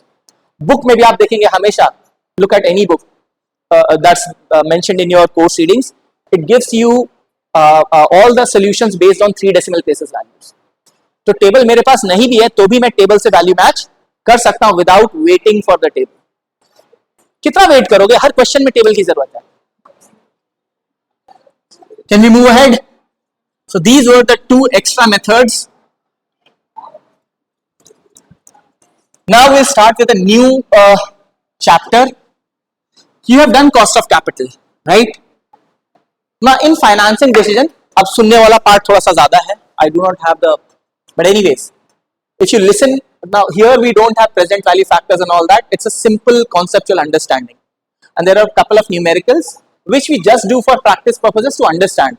Again, I have not seen a numerical question from this chapter, but there is always I have seen in the exam a 5 mark or 3 mark question, theory question. And it's very simple to score in that. Now, in financing, सबसे पहला decision था investment decision. We have learned how to analyze whether we should accept a project or not. क्या था? If the NPV is greater, accept it. If the IRR is greater than WACC, accept it. अच्छा, MIRR calculate तो कर लिया था. MIRR calculate करने के बाद project accept करेंगे, reject, ये कैसे decide होता है? Just like IRR. MIRR is the rate of return which the project is earning for me. And what is the minimum rate of return that I should earn? Cost of capital. जितने में पैसा उठाया है उससे तो कम earn नहीं करना है ना. पैसा मैंने 1,10% पे उठाया और प्रोजेक्ट मुझे अर्न करके दे रहा है 9%. Should I accept the project? No. So MIRR should be greater than that. Coming back to this. So investment decisions के बाद now you have to decide, भाई मुझे ये तो पता चल गया कि भाई 1 लाख रुपया लगना है. ये 1 लाख रुपया कहां से उठाएं? From where? I can raise it through equity, I can raise it through preference, I can raise it through debt. हर किसी का कॉस्ट डिफरेंट होता है. The cost of raising money through equity, cost of raising money through preference and cost of raising money through debt. K represents cost, P is equity, P is preference, D is debt. Now where which would be the most costly source of finance? What will be the logic? मैं equity holder से पैसा उठा रहा हूं, preference share holder से, and from the debt यानी bank से loan ले रहा हूं या डिबेंचर्स इश्यू कर रहा हूं. कौन सा सोर्स सबसे महंगा होगा? वो सोर्स जो ज्यादा रिस्की होगा, उसको रिटर्न भी ज्यादा चाहिए होगा. सिंपल. जो मेरे में पैसा लगा रहा है, जिसका पैसा ज्यादा रिस्क ले रहा है, उसको ज्यादा रिटर्न चाहिए होगा. किसका पैसा ज्यादा रिस्क ले रहा है? रिस्क. अब देखते हैं what do mean by risk. जब आप अर्न करते हैं प्रॉफिट, सबसे पहले किसको पैसा देते हैं? EBIT में से सबसे पहले आप क्या करते हैं? इंटरेस्ट देते हैं. पहला, ये फिक्स रेट पे होता है. दूसरा, second point, it is a charge on profits. Even if you earn a loss तो भी आपको इंटरेस्ट. तो इसको अपना recurring return which is in the form of interest मिलने के चांसेस बहुत ज्यादा है. मोस्ट ऑफ द टाइम्स उसको मिलेगा. कब नहीं मिलेगा? जब कंपनी बिल्कुल ही पैसा कहीं से जुगाड़ भी नहीं कर पा रही है, कहीं से रेज भी नहीं कर पा रही है पैसा. And they will try their every bit to ensure कि वो इंटरेस्ट एटलीस्ट पे कर पाए, क्योंकि अगर वो डिफॉल्ट करेगी तो उसको बैंक्रप्सी के लिए फाइल करना पड़ेगा, उसकी क्रेडिबिलिटी मार्केट में गिर जाएगी. इसके बाद आता है मेरा earning before tax, this minus this. इसमें से टैक्स माइनस कर देते हैं, प्रॉफिट आफ्टर टैक्स और अर्निंग आफ्टर टैक्स. इसमें से हम देते हैं preference dividend, right? Again this is at a fixed rate, but क्या ये देना बिल्कुल जरूरी है? Is it a charge on profits? No. Profit होगा तो प्रेफरेंस डिविडेंड देंगे. तो interest and preference dividend are similar in one aspect, that is that they will be paid at a fixed rate. Rate of payment fixed है, but this is a charge. This will be paid even in case of loss, this will be paid only in case of profits. तो इन दोनों में ज्यादा risky कौन है? Preference dividend. ये तभी मिलेगा जब प्रॉफिट होगा, तो चांसेस है ना कि लॉस हो जाए और ना मिले, बट ये तो मुझे फिर भी मिलेगा। ये बस तभी मिलेगा जब कंपनी डिफॉल्ट कर दे, बैंकरप्ट हो जाए, इंसॉल्वेंट हो जाए। ये तो जैसे लॉस हुआ नहीं मिलेगा मुझे। सो और इसके बाद जो बच गया अर्निंग अवेलेबल, अब जो प्रॉफिट बचेगा प्रेफरेंस डिविडेंड देने के बाद, वो प्रॉफिट किसका है? सारा का सारा remaining profit is equity share holders का। जो भी बचता है वो सारा इक्विटी शेयर होल्डर्स का। वो ज्यादा बचा तो भी उनका, कम बचा तो भी उनका, नहीं बचा तो भी उन्हीं का। तो ये earning available for equity share holders बोलते हैं, क्योंकि ये अर्निंग किसकी है? Equity share holders. Now from this they पे व्हाट? डिविडेंड्स। इसका कुछ पार्ट रिटेन कर लेंगे, कुछ पार्ट डिविडेंड दे देंगे। ये इसमें से डिविडेंड कब मिलेगा? जब एक्चुअली प्रॉफिट होगा। इसमें से आप डिविडेंड देते हैं इक्विटी शेयर होल्डर्स को, minus dividend for equity share holders. जो बच गया वो रिटेन्ड अर्निंग्स, या फिर जो रख लिया उसके अलावा बाकी डिविडेंड दे दिया, आइदर वेज। अब ये डिविडेंड, इक्विटी डिविडेंड क्या फिक्स रेट होता है कि हर साल इतना ही मिलेगा? कुछ भी हो सकता है, कंपनी बहुत और बहुत कम भी दे सकती है। अब ये किस चीज पर डिपेंड करता है? क्या प्रॉफिट बहुत ज्यादा होगा तो डिविडेंड हमेशा बहुत ज्यादा मिलेगा? जरूरी है? एग्जैक्टली। मान लो प्रॉफिट बहुत बड़ा है, बट कंपनी के पास इट हैज गॉट एम्पल री इन्वेस्टमेंट अपॉर्चुनिटीज, बहुत अच्छी अपॉर्चुनिटीज है जहां वापस री इन्वेस्ट कर सकती है, तो वो क्या करेगी? री इन्वेस्ट करेगी। This is the normal answer, but not necessarily always. It will depend from company to company. It's a very wide discussion which we'll do when we do dividends. कि भाई डिविडेंड कब? एक कंपनी, दो company है, ONGC आप लोग जानते हैं, and let's say another company is Microsoft. दोनों के प्रॉफिट्स अच्छे खासे होते हैं, नो डाउट माइक्रोसॉफ्ट के और ज्यादा होते हैं, but ONGC is also highly profitable company, ठीक है। बट ONGC हमेशा आप देखेंगे अच्छा खासा डिविडेंड देती है। ऐसा नहीं कि उसके पास री इन्वेस्टमेंट अपॉर्चुनिटीज नहीं है, उसके पास भी है। It's investing a lot in through ONGC विदेश in the offshore foreign oil fields, gas fields, ठीक है। It is also getting into various renewable energy projects, but फिर भी ONGC हमेशा आप देखेंगे अच्छा खासा डिविडेंड डिक्लेयर करती है, वेयरएज माइक्रोसॉफ्ट बिल्कुल डिविडेंड डिक्लेयर नहीं करती। दोनों के पास एम्पल री इन्वेस्टमेंट अपॉर्चुनिटीज है। यही चीज हम डिविडेंड्स में जाके पढ़ेंगे कि नॉट नेसेसरली री इन्वेस्टमेंट अपॉर्चुनिटी है तो डिविडेंड नहीं देंगे, ऐसा नहीं होता है। उसके बावजूद कुछ कंपनीज डिविडेंड देती है, उसके काफी रीजंस हैं, वो हम बाद में देखेंगे। नाउ कमिंग टू दिस, तो dividend will not be at equity dividend paid to equity share holders will not be at a fixed rate. अब तीनों को कंपेयर करते हैं। Recurring returns, interest at a fixed rate, preference dividend at a fixed rate, preference equity dividend not at a fixed rate. सबसे ज्यादा risk कहां पे है? ये कुछ भी हो सकता है, ऊपर भी और highly volatile. Preference dividend sorry interest a charge on profits, not a charge on profits, not a charge on profits. Profit होगा तभी देंगे।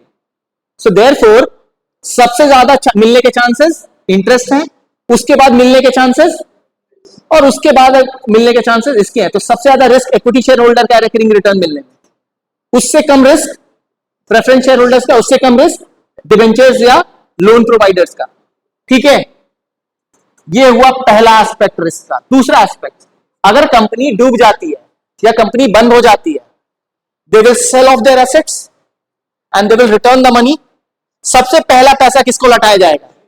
डिबेंचर होल्डर्स को, लोन प्रोवाइडर्स को। उसके बाद किसको लौटाया जाएगा? प्रेफरेंस शेयर होल्डर्स को। उसके बाद अगर कुछ पैसा बच गया, चाहे वो बहुत ज्यादा बचा चाहे कम बचा, वो सारा का सारा इक्विटी शेयर होल्डर्स को। सो सबसे लास्ट में मिलने के चांसेस किसको है? इक्विटी शेयर होल्डर्स को। तो both in terms of recurring return as well as in terms of return of capital provided, जो कैपिटल दिया था, रिकरिंग रिटर्न तो छोड़ो, जो कैपिटल दिया था, दोनों को मिलने के चांसेस सबसे कम इक्विटी शेयर होल्डर्स, यानी रिस्क इसका सबसे ज्यादा है। उसके बाद डेट, तो इसका रिस्क सबसे ज्यादा है, तो इसका एक्सपेक्टेड रिटर्न भी सबसे। सो जिस रेट पे आप इक्विटी से पैसा उठाएंगे वो हमेशा will be greater than preference, and cost of raising money through preference will be greater than cost of debt, ठीक है। Established. Why the risk is higher, अगर आपसे बस सिंपली बोल देना इसका रिस्क ज्यादा होता है, भाई क्यों रिस्क ज्यादा होता है, अब क्लियर है? Now I have to raise, if we talk about the previous project, I have to raise money 1 lakh rupees. अब कहां से रेज करें? मेरे पास इक्विटी है, प्रेफरेंस है, डेट है. फॉर द टाइम बीइंग, क्योंकि जितनी भी थियोरीज हम पढ़ेंगे उसमें प्रेफरेंस का कोई जिक्र नहीं है, because ultimately the principle, fundamental principle remains the same. तो उन्होंने बस 2 ऑप्शन लिए हैं, डेट और इक्विटी. ठीक है, तो अगर मैं ये हटा दूं तो मुझे ये पता है कि इक्विटी का cost is greater than debt का कॉस्ट. तो मैं क्या चाहूंगा, what will be my ultimate objective? ध्यान से देखिएगा, the sole fundamental principle in corporate finance, आपने पढ़ा होगा फर्स्ट चैप्टर में, it is maximization of wealth of share holders. यही होता है ना, कोई भी डिसीजन लेते वक्त एक ही क्राइटेरिया होगा, एक ही क्राइटेरिया होगा कि मेरा क्या वो डिसीजन वेल्थ को मैक्सिमाइज कर रहा है या नहीं कर रहा है. ना अभी आप लोगों ने वैल्यूएशन नहीं पढ़ा है, I am simply telling you, without taxes अगर कोई केस ले, what is the value of a company? It is EBIT upon K naught. What is K naught? It is nothing but वैट. ठीक है, अगर छोटा सा सिंपल तरीके से समझा सकूं जल्दी से, ताकि आप थोड़ा सा कोरिलेट कर पाए, ऑल्दो ये वैल्यूएशन में आप पढ़ेंगे डिटेल में. We are assuming taxes do not exist, taxes exist नहीं करते हैं, सारी थियरी में यही एजम्पशन है. एक कंपनी जब अर्न करना स्टार्ट करेगी, वो क्या करेगी? सेल्स माइनस वेरिएबल कॉस्ट, क्या बचेगा? कंट्रीब्यूशन माइनस फिक्स कॉस्ट, क्या बचेगा? ईबीआईटी, ईबीडीआईटी बचेगा. But depreciation actually is not a tax, is not a cash expense. ठीक है, सो लेट्स से ईबीडीआईटी बचा माइनस डेप्रिसिएशन, क्या बचा? ईबीआईटी. और टैक्सेस डू नॉट एग्जिस्ट, यानी इसमें से टैक्स देना ही नहीं. ये assumption है सारी थियरी की, मेरी नहीं है. Why do we make these assumptions? Theories are always abstractions of reality. Abstractions of reality. It's not the complete reality. It is not the complete reality.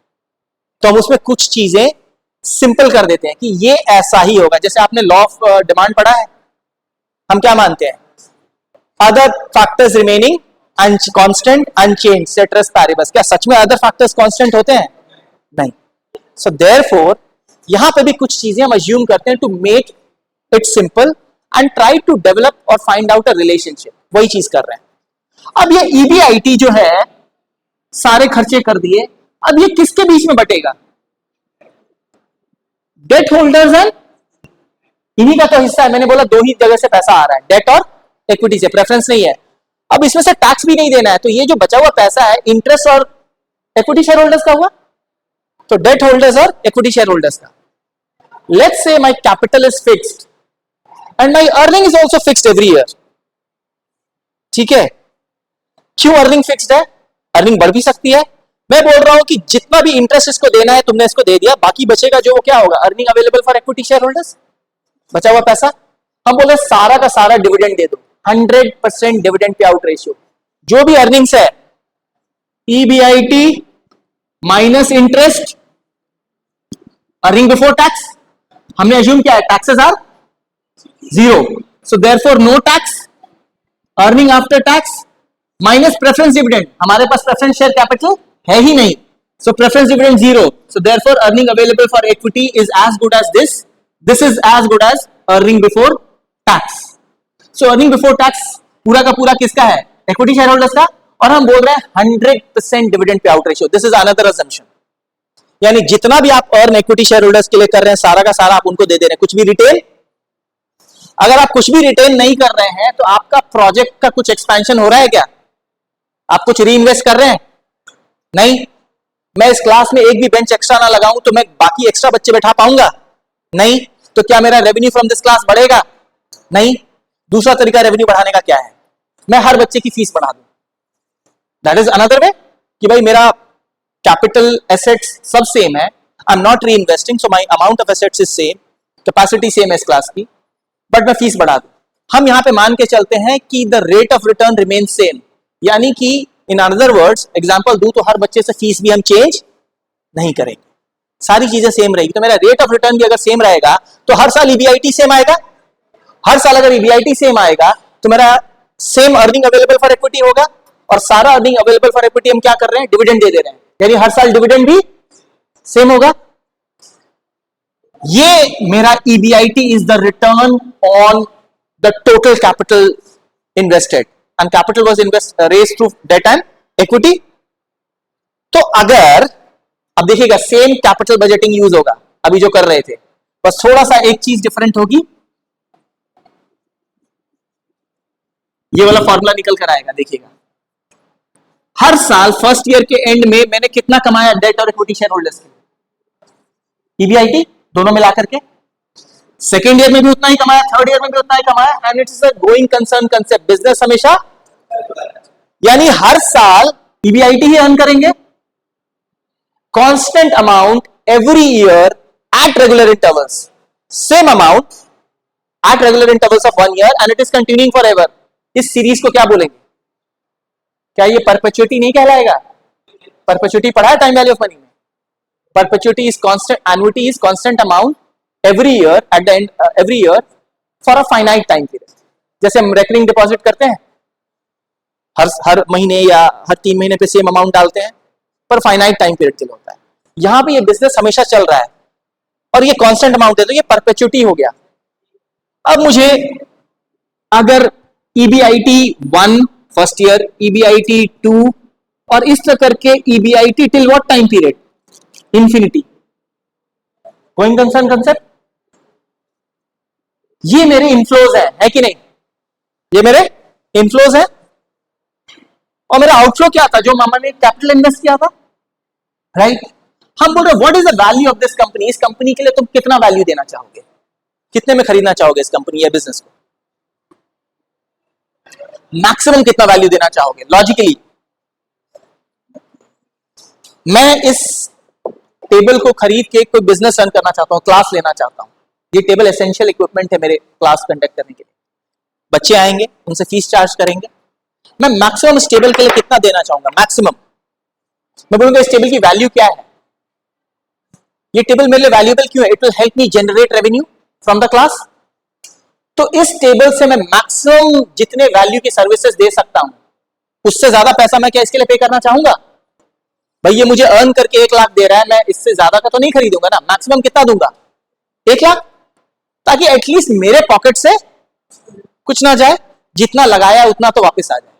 Similarly इस बिजनेस में आप कितना कैपिटल लगाना चाहेंगे, इस बिजनेस की क्या वैल्यू आप लगाएंगे, जितना रिटर्न वो आपको अर्न करके देगा ड्यूरिंग इट्स लाइफ, उसकी लाइफ क्या है? अनलिमिटेड। हर साल वो कितना अर्न करके दे रहा है? सेम अमाउंट, ईबीआईटी हर साल। ये कोई भी नंबर हो सकता है, हर बिजनेस से बिजनेस वेरी करेगा। किसी बिजनेस का ईबीआईटी बहुत बड़ा होगा, किसी का कम होगा, depending upon sales, depending upon उसकी वेरिएबल कॉस्ट क्या है, कितने यूनिट्स बेचता है, वो सारी चीजें। तो ईबीआईटी वो मुझे हर साल अर्न करके दे रहा है। इसकी वैल्यू मुझे आज एक क्यूमुलेटिव वैल्यू बतानी है, पर ये मुझे अर्न करके कब दे रहा है? It is earning amount every year. मुझे पता करना है आज के डेट में कितनी वैल्यू है, तो क्या कॉन्सेप्ट लगाएंगे बताइए? जस्ट लाइक अ प्रोजेक्ट, हम क्या करते थे, 3 साल में जो पैसा अर्न करके देता था उसको कहां लेके जाते थे? 0 टाइम पीरियड पे, कि आज के डेट में अगर अर्न करके देता तो कितना देता। उसी तरीके से आज के डेट में इसकी कितनी वैल्यू होगी? मैक्सिमम, जितना ये मुझे आज के डेट में अर्न करके दे। आइडियली ये अर्न करके अलग अलग टाइम पीरियड में देगा। अगर मैं इन सबको आज के टाइम पीरियड पे लेके आ जाऊं, प्रेजेंट वैल्यू में, क्या वही उसकी वैल्यू नहीं होगी? मैक्सिमम यही होनी चाहिए ना। अब इसको कैसे लेके आएंगे? ईबीआईटी 1 फर्स्ट टाइम पीरियड कितना पीछे जाएगा? ये 1 साल पीछे। किस रेट पे डिस्काउंट करते हैं? वैक पे, जिस रेट पे पैसा उठाया है। 1 प्लस वैक टू द पावर 1, 1 प्लस वैक to the power 2, and 1 upon 1 plus वैक to the power infinity. Perpetuity series है। इसको मैं इस तरह से एक्सपांडेड फॉर्म में लिख सकता हूं। So what will be my value of company? It is nothing but the present value of all the returns that I am getting from it. This is the present value of first. This is the present value of second cash flow and similarly सारे cash flows का। अब ये infinity तक तुम calculate कर पाओगे क्या? इसका सिंप्लीफिकेशन या टाइम वैल्यू ऑफ मनी में कवर होता है। ईबीआईटी कॉमन है मेरा इन सब में। EBIT 1 is equal to EBIT 2, EBIT 2 is equal to EBIT 3 हमने बोला था सेम रहेगा। और क्यों रहेगा वो भी बताया था, क्योंकि कोई रीइन्वेस्टमेंट नहीं हो रहा है, रेट ऑफ रिटर्न सेम है, 100% डिविडेंड पे आउट रेशियो, वो सारे अजम्पशंस क्यों यूज होते हैं इसके लिए, ताकि ईबीआईटी सेम रहे, ये एस्टैब्लिश करने के लिए। ये सारे ईबीआईटी अगर सेम है तो कैन आई नॉट सिंपली से this into this plus this into this plus this into this, इस तक करते हुए जाना है, सबकी प्रेजेंट वैल्यू निकालनी है और सबको ऐड करना है तो मेरा वैल्यू निकल कर आएगा। इन सब में कॉमन क्या है बताना मुझे? इन सब में केओ कॉमन है, बट केओ का पावर क्या कॉमन है?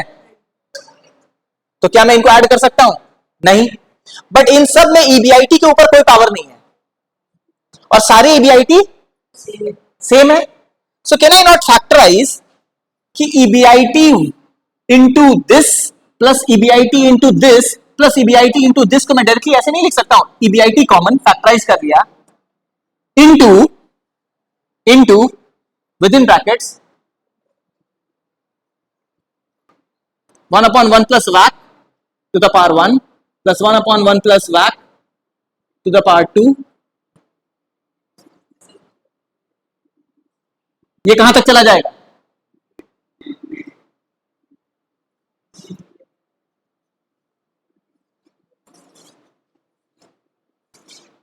ऐसे लिख सकता हूं,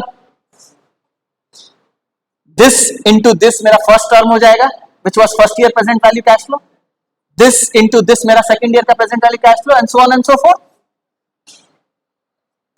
ये एक सीरीज है, अगर आप ध्यान से देखें हर बार क्या हो रहा है, 1/WACC सब में कॉमन है, पावर एक एक से बढ़ रही है। यानी ये एक ज्योमेट्रिक जीपी सीरीज, अगर आपने जो क्लास 11 12 में पढ़ा होगा, जीपी सीरीज क्या होता है? कांस्टेंट रेशियो से बढ़ता है। अब ध्यान से देखिएगा, first term 1/WACC 1/1 plus WACC, ये फर्स्ट टर्म है मेरा, first term to the power 1 का मतलब मैं ना भी लिखूं तो चलेगा, मल्टीप्लाइड बाय 1/1 प्लस WACC, दोनों में न्यूमरेटर सेम है, डिनोमिनेटर सेम है। दिस इंटू दिस अगर मैं कर दूं, will it not be equal to 1/WACC to the power 2? होगा। Similarly 1/WACC to the power 2 multiplied by again this term, constant ratio, same ratio से बढ़ रहा है। नेक्स्ट टर्म क्या हो जाएगा? 1/WACC to the power 3, फिर उसको कांस्टेंट रेशियो से मल्टीप्लाई करेंगे WACC, यानी हर बार पहला टर्म से दूसरे टर्म के बीच का डिफरेंस क्या है? ये constant ratio. So therefore it is a GP series and it is an infinite GP series. Finite नहीं है, इंफिनिटी तक जा रहा है। तो इनफाइनाइट जीपी सीरीज का अगर मैं समेशन करूं, ये आप लोगों ने पढ़ रखा होगा, अगर मैं समेशन करूं क्या होता है बताइए? तो इनफाइनाइट जीपी सीरीज का समेशन का फॉर्मूला देखिए, गूगल पे सर्च कीजिए, नेट नहीं चलता है, आप रिवाइज कर लीजिएगा घर जाकर के, ठीक है, and apply that on this series, infinite GP series का a/1 minus r। What is a, what is r? Obviously I am not supposed to teach, क्योंकि टाइम ही नहीं होता। इनका अगर मैं सिंपल एक सिंगल वैल्यू निकालूं तो this will turn out to be EBIT into, इन सब का summation will come out to be 1/, ये निकल कर आएगा। हाँ, 1+, मैं बोल रहा हूं इन सब का जब करोगे ना, इनफाइनाइट जीपी सीरीज का फॉर्मूला लेना, this is a task for you. Infinite GP series का फॉर्मूला लेना और वो इस सीरीज पे लगाना, देखना ये निकल कर आएगा। समेशन जब उस फॉर्मूला के थ्रू समेशन करोगे, इस तरह को सम कर सकते हो क्या? ये इनफाइनाइट तक जा रहा है, सम करना पॉसिबल नहीं है, इसका फॉर्मूला डेवलप्ड है मैथमेटिकल डिडक्शन के थ्रू। 1 + WACC आएगा, तो फाइनली क्या आया? EBIT अपॉन, आ गया मेरा EBIT upon WACC। What is the value of the firm? आ गया। ये डेरिवेशंस पढ़ने से क्या होता है कि थोड़ा सा कॉन्सेप्चुअली समझ में आता है कि ये हो क्यों रहा है। ये आप पढ़ेंगे वैल्यूएशन सब्जेक्ट में नेक्स्ट ईयर ना। सो देयरफॉर कॉन्सेप्चुअल, ये अंडरस्टैंडिंग के लिए था. Nobody will ask you this कि क्यों आया, कैसे आया. अब देखिएगा,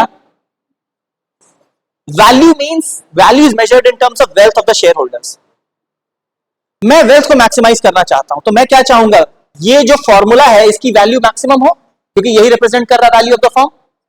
ये कब मैक्सिमम होगा, ये मैक्सिमम हो और ये मिनिमम हो. डिनोमिनेटर जितना छोटा होगा, सेम न्यूमरेटर पे फ्रैक्शन वैल्यू उतनी बड़ी आएगी.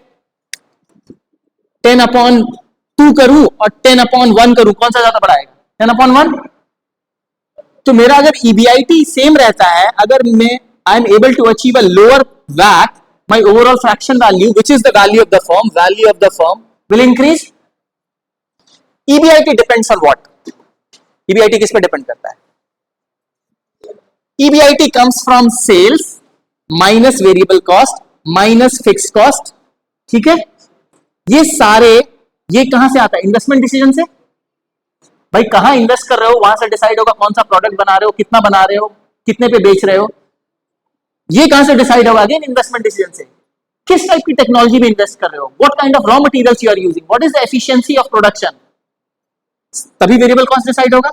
फिक्स कॉस्ट भी डिसाइड होगा कहां इन्वेस्ट कर रहे हो. Are you investing in a big plant, small plant, are you employing more guards जिनकी फिक्स सैलरी है. तो ये सारा कुछ डिसाइड होगा कि इन्वेस्ट कहां कर रहे हैं. ये उस चीज से डिसाइड नहीं होगा कि पैसा कहां से रेज करे, चाहे इक्विटी से रेज करे चाहे डेट से रेज करे.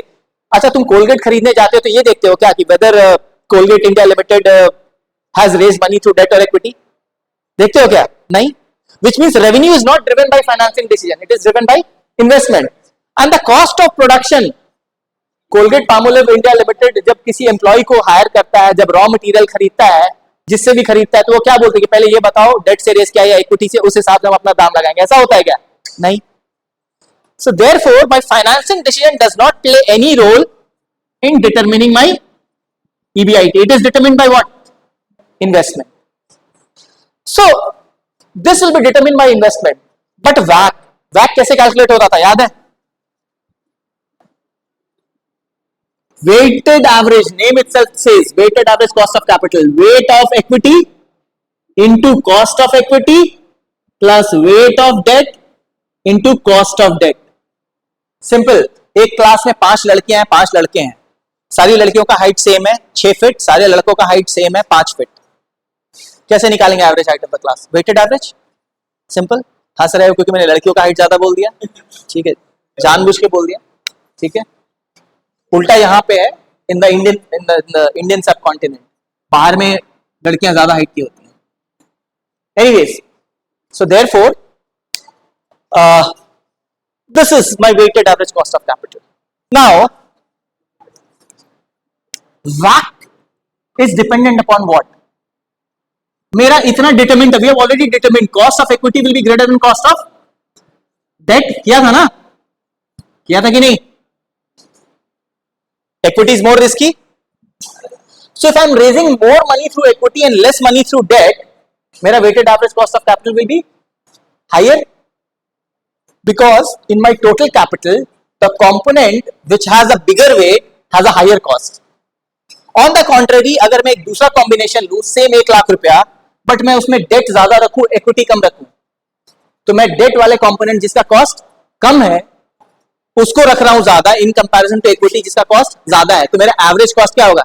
नीचे चला जाएगा. ठीक है. So my capital structure, what is capital structure?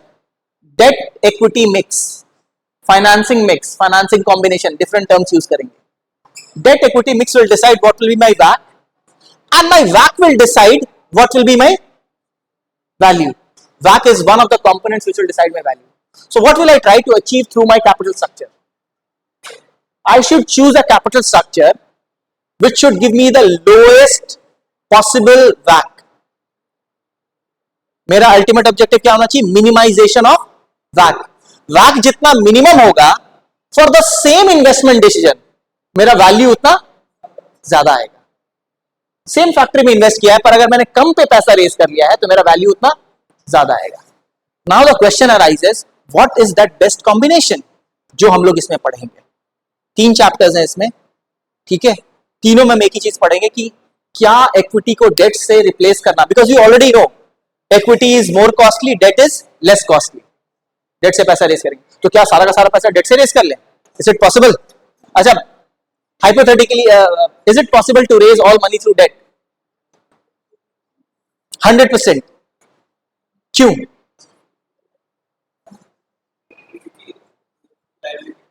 मान लो लाइबिलिटी बन जाएगी, इक्विटी भी लाइबिलिटी है, बैलेंस शीट में इक्विटी भी लाइबिलिटी साइड ही लिखते हैं। ध्यान से, मैंडेटरी नहीं, ध्यान से देखिएगा। मेरा 1 lakh let's say is my EBIT, 1 lakh is the EBIT from my business. Interest मुझे फिक्स रेट पे देना होता है। लेट्स से मैंने 1 लाख का पूरा कैपिटल डेट से रेस किया, 1 लाख का पूरा कैपिटल डेट से रेस किया इस बिजनेस के लिए 10% पे। 1 लाख का 10% कितना इंटरेस्ट होगा? 10,000। सो वी पे 10,000 interest, right? 90,000 will be my earning before tax. This is EBIT. This is minus interest. EBT is this much. नहीं, minus let's say tax. Tax let's say tax real life में होता है 30% एक ले लेते हैं, 27,000। बचा कितना? This is profit after tax. कोई भी प्रेफरेंस शेयर कैपिटल नहीं है, कोई भी इक्विटी शेयर कैपिटल नहीं है, सारा का सारा पैसा हमने डेट से रेस किया था। यानी कोई भी प्रेफरेंस डिविडेंड देना है नहीं, अब किसी को कुछ नहीं पे करना है। ये पैसा है किसका? फिर किसका है? डेट होल्डर को उतना ही मिल सकता है जितना उसका क्लेम है।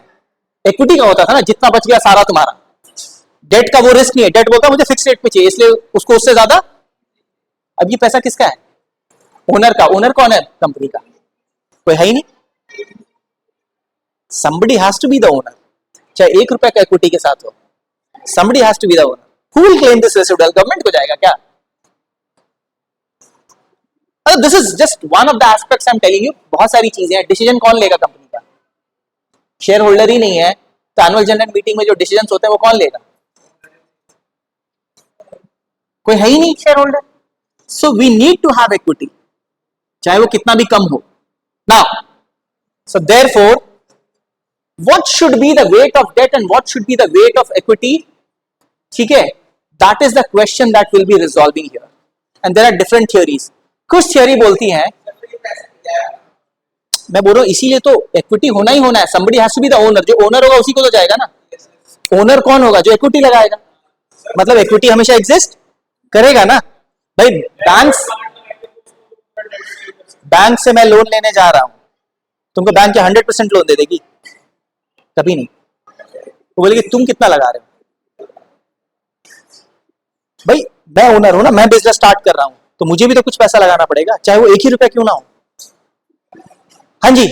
Now so my question that we will study across 3 chapters, and all these 3 chapters are very easy, highly scoring in the exam, and they take very less time to solve also, is deciding about what is the ratio in which I should raise. मुझे 1 लाख चाहिए तो कितना उसमें से date हो और कितना equity हो।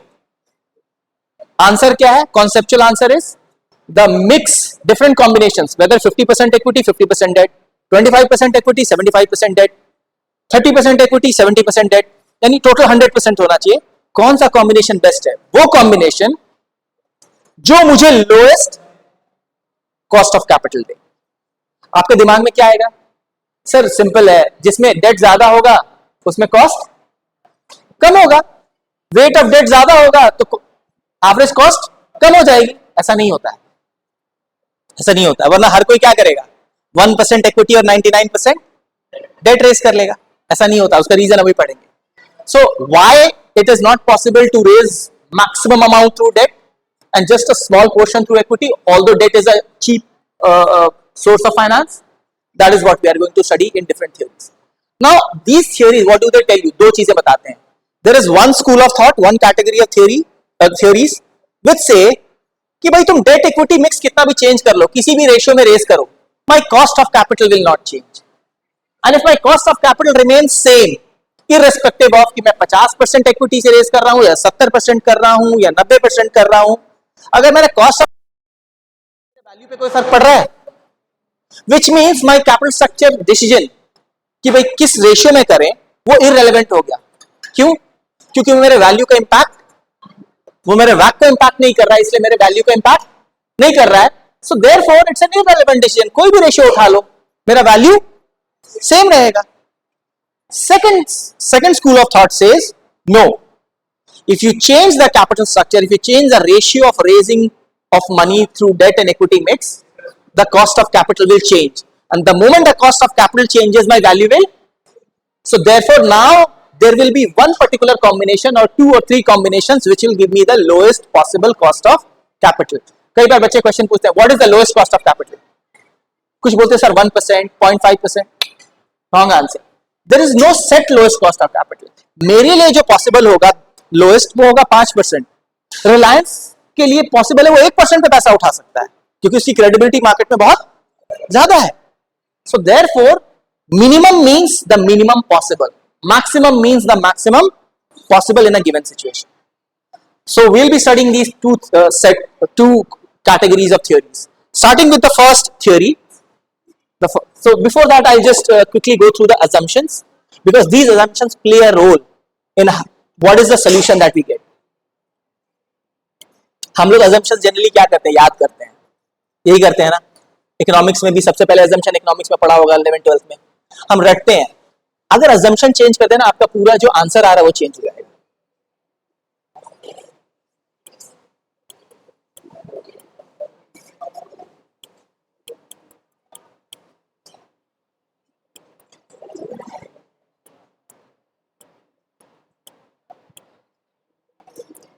हाँ जी, सो ध्यान से सुन लीजिएगा. I share the PPT also but you need to understand and remember these assumptions. First, firms use only 2 sources of finance, debt and equity. ये assumption है, तो इसीलिए किसी भी थ्योरी में प्रेफरेंस यूज नहीं होगा. Then no change in investment decisions of the firm, that is the total assets will remain same and the rate of return of assets is also same, which means ना assets change हो रहे हैं ना उनका rate of return change हो रहा. तो क्या मेरा ईबीआईटी चेंज होगा? वो एग्जैक्टली सेम रहेगा क्योंकि ना मेरी प्रोडक्शन कैपेसिटी बढ़ रही है ना मेरा प्रोडक्शन एफिशिएंसी बढ़ रहा है. दोनों सेम है तो मैं सेम ही रेवेन्यू रेज करूंगा. My EBIT will remain same through out the life. तो इन assumptions की वजह से 100% डिविडेंड पे आउट रेशियो, यानी मैं कोई भी पैसा रिटेन नहीं कर रहा हूं. जो भी पैसा बचता है इक्विटी शेयर होल्डर्स को सारा का सारा डिविडेंड दे देते हैं. यानी रिटेन करेंगे ही नहीं तो रीइन्वेस्ट करेंगे ही नहीं, रीइन्वेस्ट करेंगे ही नहीं तो एसेट्स बढ़ेगा कहां से. इसीलिए ईबीआईटी भी कांस्टेंट रहता है. ये बाय डिफॉल्ट assumptions होगा. अगर वो बोल रहे हैं solve the question using net income approach, ये assumptions बाय डिफॉल्ट अप्लाई होंगे. अगर वो बोल रहे हैं राइट अ शॉर्ट नोट, तो आपको ये assumptions लिखना होगा. Business risk of the firm is not affected by the financing mix. No corporate और पर्सनल टैक्सेस, तो कोई भी टैक्स नहीं है. Which means what? The earning before tax is equal to earning after tax and earning after tax is equal to earning available for equity and earning available for equity is equal to dividend. यानी earning before tax is equal to dividend, जो अभी थोड़ी देर पहले दिखाया था. हाँ, business risk operating risk है. ये आप लोगों को फर्स्ट हाँ, business risk is not affecting the business risk is not affected by the financing mix. हम यहाँ पे चेंज क्या कर रहे हैं? क्या कंपनी का बिजनेस चेंज कर रहे हैं? कहां ऑपरेट कर रहे हैं क्या वो चेंज कर रहे हैं? नहीं. जिन मार्केट्स में सेल करते हैं क्या वो चेंज कर रहे हैं? नहीं. हम क्या चेंज कर रहे हैं? बस फाइनेंसिंग मिक्स, डेट और इक्विटी से जो पैसा रेस करते हैं उसका रेशियो चेंज कर रहे हैं. उसकी वजह से बिजनेस रिस्क ऑपरेटिंग रिस्क पे कोई फर्क नहीं पड़ता है. बिजनेस रिस्क मेरा ऊपर नीचे कब जाएगा? I am producing this marker, suddenly all the boards are most of the boards have become smart boards. तो क्या ये मार्कर काम आएगा? नहीं आएगा. ठीक है, मेरा बिजनेस रिस्क है, मेरा प्रॉफिट ऊपर नीचे जाएगा. Suddenly all the schools have changed this board to this board, मेरा रेवेन्यू ऊपर जाएगा. I am producing this marker. उससे कोई फर्क नहीं पड़ता कि मैंने पैसा कहां से रेस किया था. That will depend upon my competition, upon the prospects of selling this product and how I am producing this product. Operating profits of the firm are given and are expected to remain constant. What are operating profits? What do we call it? बताइए. आप लोग BFIE में पढ़ रहे हैं 3rd semester में. Operating profits किसको बोलते हैं? ईबीआईटी को। और मैंने प्रूव किया था ईबीआईटी सेम रहेगा, तो ये अजम्पशन नहीं भी लिखा होता तो आपको पता होना चाहिए। Investors have the same subjective probability distribution of expected operating profits of the firm. इसका मतलब है तुम इन्वेस्टर हो, मैं इन्वेस्टर हूं, ये investor, all of us are investors and everybody has the same estimation about what will be the operating profits of the firm in future. हम सबके पास सेम इंफॉर्मेशन है, हम सारे के सारे रैशनल हैं, हम सारे के सारे उतने ही इंटेलिजेंट हैं। कई बार होता है ना तुम्हारे पास इंफॉर्मेशन है but you do not have the information processing capability. मेरे पास ज्यादा इंफॉर्मेशन प्रोसेसिंग कैपेबिलिटी है, वो नहीं। यहां पे हम मान के चलते हैं सारे सिमिलर है, therefore whatever you predict the same is what I will predict about the operating profits of the firm. And so that is it. Now some notations and then we'll start with the first theory. E, capital E would mean the value of equity. ठीक है? Capital D would mean the value of debt. Capital V for valor, V would mean the value of the firm. Capital I would mean the interest payment. NOP is the operating profit, which is EBIT. NP is the net profit, which is profit after tax, which is also equal to profit before tax, क्योंकि tax तो है ही नहीं. And K naught, KO or K naught is called WACC. ठीक है? अब दो formula लिख दे रहा हूं. What is my V? V के दो तरीके से अभी हमने किया था. यही होता है. I can also call it EBIT upon K naught. The other way of V is, ये पूरा फॉर्म को ओन कौन करता है? जिन्होंने पैसा लगाया है. जिन्होंने पैसा लगाया. So value of the firm will be equal to nothing but the value of equity plus value of, क्योंकि जो भी एसेट्स हैं फर्म के वो या तो डेट होल्डर्स को मिलेंगे या फिर इक्विटी होल्डर्स को मिलेंगे. So whatever is the value of equity and value of debt, that will be the value of the firm. So these are two ways of arriving at the value of the firm. ठीक है? Cost of capital, WACC. This is WACC. कैसे होता है? दो formula, weight of equity into cost of equity plus weight of debt into cost of debt. ये सारा calculation आपने cost of capital में पढ़ा होगा. What is weight of equity? Amount of equity और value of equity upon total value. Simple. भाई इस class में 5 लड़के हैं और 5 लड़कियां हैं, तो what is the proportion of लड़के, boys, number of boys upon total number. Same thing, value of equity upon total value. ठीक है? So I can write it as E upon V, and V is nothing but E plus D. This is the total value, this is value of equity multiplied by cost of equity plus D upon E plus D into cost of debt. और हमेशा weight of equity and weight of debt total will be equal to 100%. देख लीजिए, इन दोनों को अगर मैं add कर लूं, इस टर्म को एंड इस टर्म को, तो क्या निकल कर आएगा? E upon E plus D plus D upon E plus D. दोनों के वेट्स को अगर मैं ऐड कर दूं तो क्या निकल कर आएगा? E plus D upon E plus D equal to 1. ये आएगा ना. Now the other way of getting the cost of capital, ये तो एक तरीका है, क्योंकि हमेशा हमें दोनों तरीका यूज करना पड़ेगा to verification. One formula will use for calculation, the second formula will use for verification. क्या आंसर मेरा सेम आ रहा है दोनों फार्मूला से? Then your answer is correct. Now ये वाला देखिए, V is equal to EBIT upon WACC. So if V is equal to EBIT upon WACC, so can I not say WACC is equal to EBIT upon? बोल सकते हैं? ठीक है?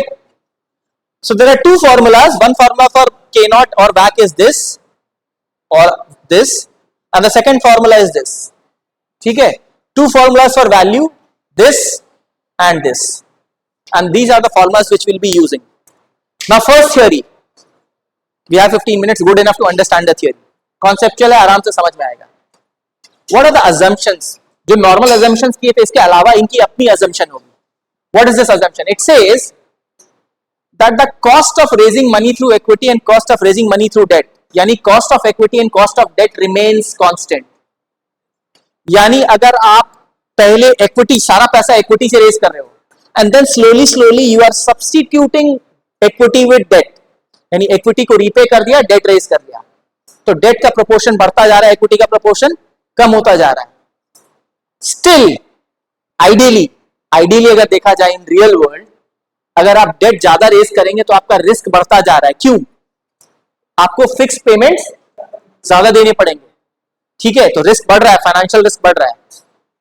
But यहां पे वो क्या मान रहे हैं? बोलते नहीं, even if you keep increasing the level of debt, the risk remains the both in the eyes of equity holders and in the eyes of debt holders. और अगर उनके हिसाब से रिस्क में कोई चेंज नहीं है तो उनके एक्सपेक्टेड रिटर्न में भी कोई चेंज.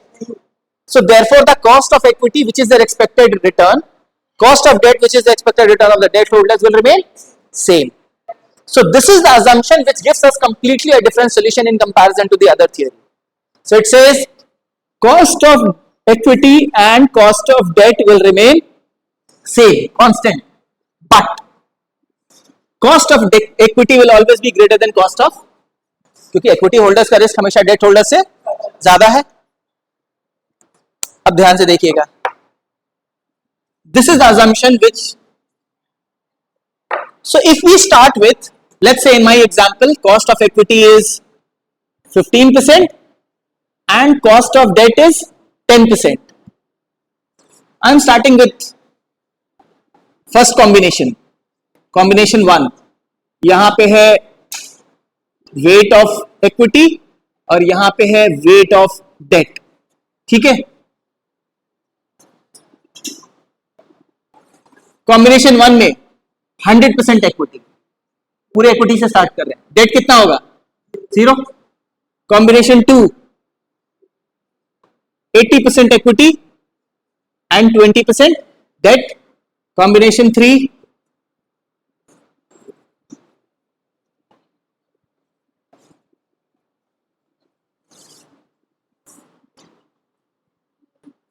50% equity 50% debt. और बस चौथा एक कॉम्बिनेशन और ले लेते हैं, 10% इक्विटी एंड 90% डेट. मैक्सिमम इतना, आप 5% तक ले आते हैं, बट थोड़ा तो इक्विटी रखना पड़ेगा. हमें ट्रेंड देखना है. If we change the financing mix, will it make any difference to the वैक? एंड इफ द वैक changes, it will change the value. So therefore capital structure decision will become relevant. सबसे पहला test क्या करना है? क्या capital structure decision relevant है इस थियरी के अकॉर्डिंग? और अगर रेलेवेंट है तब ध्यान देना पड़ेगा what is the best capital structure. और अगर रेलेवेंट ही नहीं है तो फिर कोई फर्क ही नहीं पड़ता कि क्या कॉम्बिनेशन है, कोई भी कॉम्बिनेशन चूज करो. सो सबसे पहला रेलेवेंट है कि नहीं, रेलेवेंट है कि नहीं, इसके लिए क्या टेस्ट करते हैं? By changing the debt equity mix. पहले में कुछ और है, दूसरे कॉम्बिनेशन में डेट इक्विटी मिक्स कुछ और है, and so on and so fourth. Is my वैक changing? If my वैक is changing, my capital structure decision is relevant, क्योंकि वैक जैसे ही चेंज होगा वो वैल्यू को चेंज कर देगा. तो सबसे पहले देखते हैं क्या वैक चेंज हो रहा है. देखिएगा,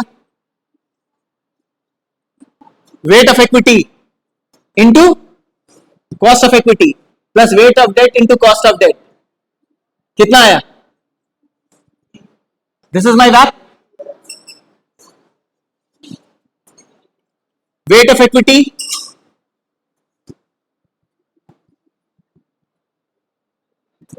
वेट ऑफ डेट, हमारा कॉस्ट ऑफ डेट और कॉस्ट ऑफ इक्विटी चेंज नहीं हो रहा. हमने अज्यूम किया था, हमने नहीं, थ्योरी ने. कितना आया बताइएगा फटाफट? 2% plus 12%, 14%.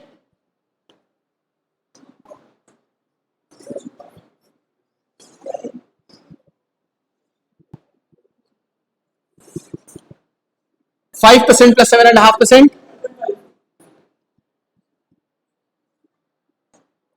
And the last one,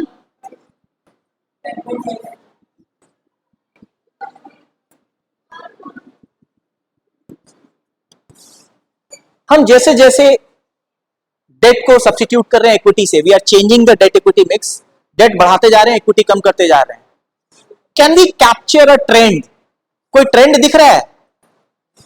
वैक में कोई पहला वैक चेंज हो रहा है? वैक चेंज हो रहा है? हाँ, हो रहा है. So is capital structure relevant? Yes, because WACC is changing, so therefore the value is. Now, next question arises: if it is a relevant decision, what is the best? क्योंकि चूज करना पड़ेगा ना, रेलेवेंट है. जैसे आपसे बोले भाई course choose करना फ्यूचर के लिए रेलेवेंट है, तो फिर नेक्स्ट डिसीजन क्या होता है? कौन सा कोर्स बेस्ट है? उसी तरीके से वैल्यू मैक्सिमाइज करने के लिए कैपिटल स्ट्रक्चर रेलेवेंट है as per this theory. This theory has established this. Now the question arises: what is the best course of action in terms of कौन सा कॉम्बिनेशन बेस्ट है? वो कॉम्बिनेशन जो मेरे को मिनिमम वैक देगा, क्योंकि मिनिमम वैक will give me the maximum value. Value of the firm क्या होती थी, याद है? तो जो मुझे मिनिमम केओ देगा, क्योंकि केओ चेंज हो रहा है, तो जो भी मिनिमम केओ होगा वो मेरा बेस्ट है. ठीक है. So as per this theory what is, so let's conclude. This theory says since the cost of equity and cost of debt will remain same, as we substitute the high cost equity with the low cost debt, my WACC decreases, my average cost of capital decreases, and therefore my value of the firm increases. So therefore capital structure is relevant, right? And what is the optimal capital structure, optimal mix? The capital structure which gives me the minimum WACC. ये theory है. और इसमें आपको एक चीज और बनाना पड़ेगा.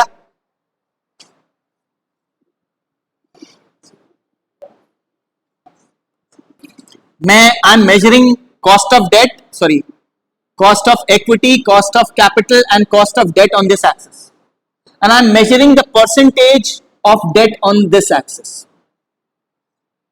माई कॉस्ट ऑफ डेट यानी percentage of debt, weight of debt.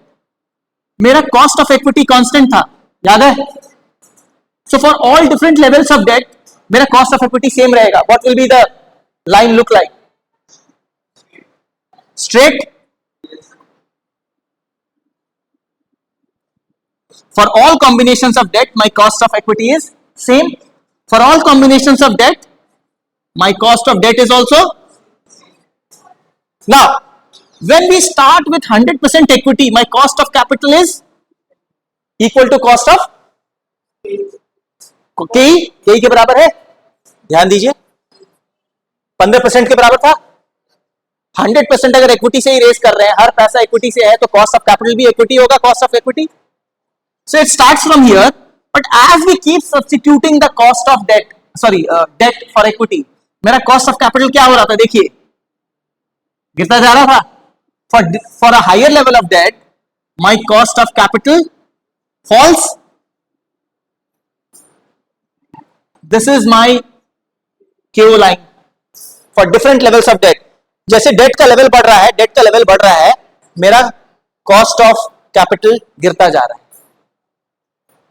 ये डायग्राम भी आपको बनाना होगा, which shows that since cost of capital is falling, it is a relevant decision. Capital structure is a relevant decision. Which is the, आ रहा हूं एक second आप पे. Which is the minimum? This is the minimum. Why this is the minimum? Because maximum debt जो मैं race कर सकता हूं वो ये है. And this will vary from firm to firm. कोई फर्म 90% डेट रेस कर सकती है, कोई फर्म बस 50% डेट रेस कर सकती है. क्यों? ऐसा क्यों? किसी फर्म का EBIT इतना बड़ा होगा, plus at the same time उसके EBIT अर्न करने का रिस्क इतना कम होगा कि डेट होल्डर्स को पता है कि भाई मेरा पैसा तो वापस आना ही है. डेट होल्डर कभी भी प्रॉफिट आफ्टर टैक्स में इंटरेस्टेड नहीं होता है. किसमें इंटरेस्टेड होता है बताइए? डेट होल्डर को अपना इंटरेस्ट किससे मिलता है? EBIT से या प्रॉफिट आफ्टर टैक्स से? तो उसके लिए इंपॉर्टेंट क्या है? EBIT, ऑपरेटिंग प्रॉफिट कितना बड़ा है. तो किसी फर्म का अगर ऑपरेटिंग प्रॉफिट बहुत बड़ा है, which is able to cover up the interest and the principal repayment, खुश है डेट होल्डर. दूसरा, वो EBIT क्या हर साल अर्न कर पाएगा? ये चांसेस भी अगर हाई है, तो कोई भी उसको डेट देने को रेडी होगा. ठीक है. तो इसी वजह से some firms will be able to raise a much higher level of debt. तो किसी के लिए ये मैक्सिमम लेवल ऑफ डेट है ना, इससे आगे डेट नहीं रेस कर सकते. ये किसी के लिए 90% होगा, किसी के लिए 70 होगा, किसी के लिए 20 होगा, किसी के लिए 50 होगा, चेंज होगा. So this is the maximum level of debt. ये KD की तरफ जा रहा है. क्यों जा रहा है? अगर KD, अगर मेरा वेट ऑफ डेट 100% हो जाए तो मेरा कॉस्ट ऑफ कैपिटल क्या होगा? अगर सारा पैसा मैं डेट से रेज करूं तो मेरा कॉस्ट ऑफ कैपिटल क्या होगा? वेट ऑफ डेट इज 1, सारा पैसा डेट से रेज कर रहे हैं तो cost of capital will be equal to cost of debt. Simple है ना, सारा पैसा डेट से रेज कर रहे हैं, so zero weight of equity 0 into cost of equity plus weight of debt 1 into cost of debt, 10% आएगा ना। पर ये कभी भी लाइन इसको टच करेगी क्या? कॉस्ट ऑफ डेट लाइन को कभी भी टच नहीं करेगी। क्यों? थोड़ा सा इक्विटी तो हमेशा रहेगा। हाँ 10.5 10.5। हाँ तुम कुछ क्वेश्चन पूछ रहे हो। So this approach is called net. हाँ जी कोई क्वेश्चन पूछ? क्या कह रहे हो? नहीं, ये बस एक अप्रोच है।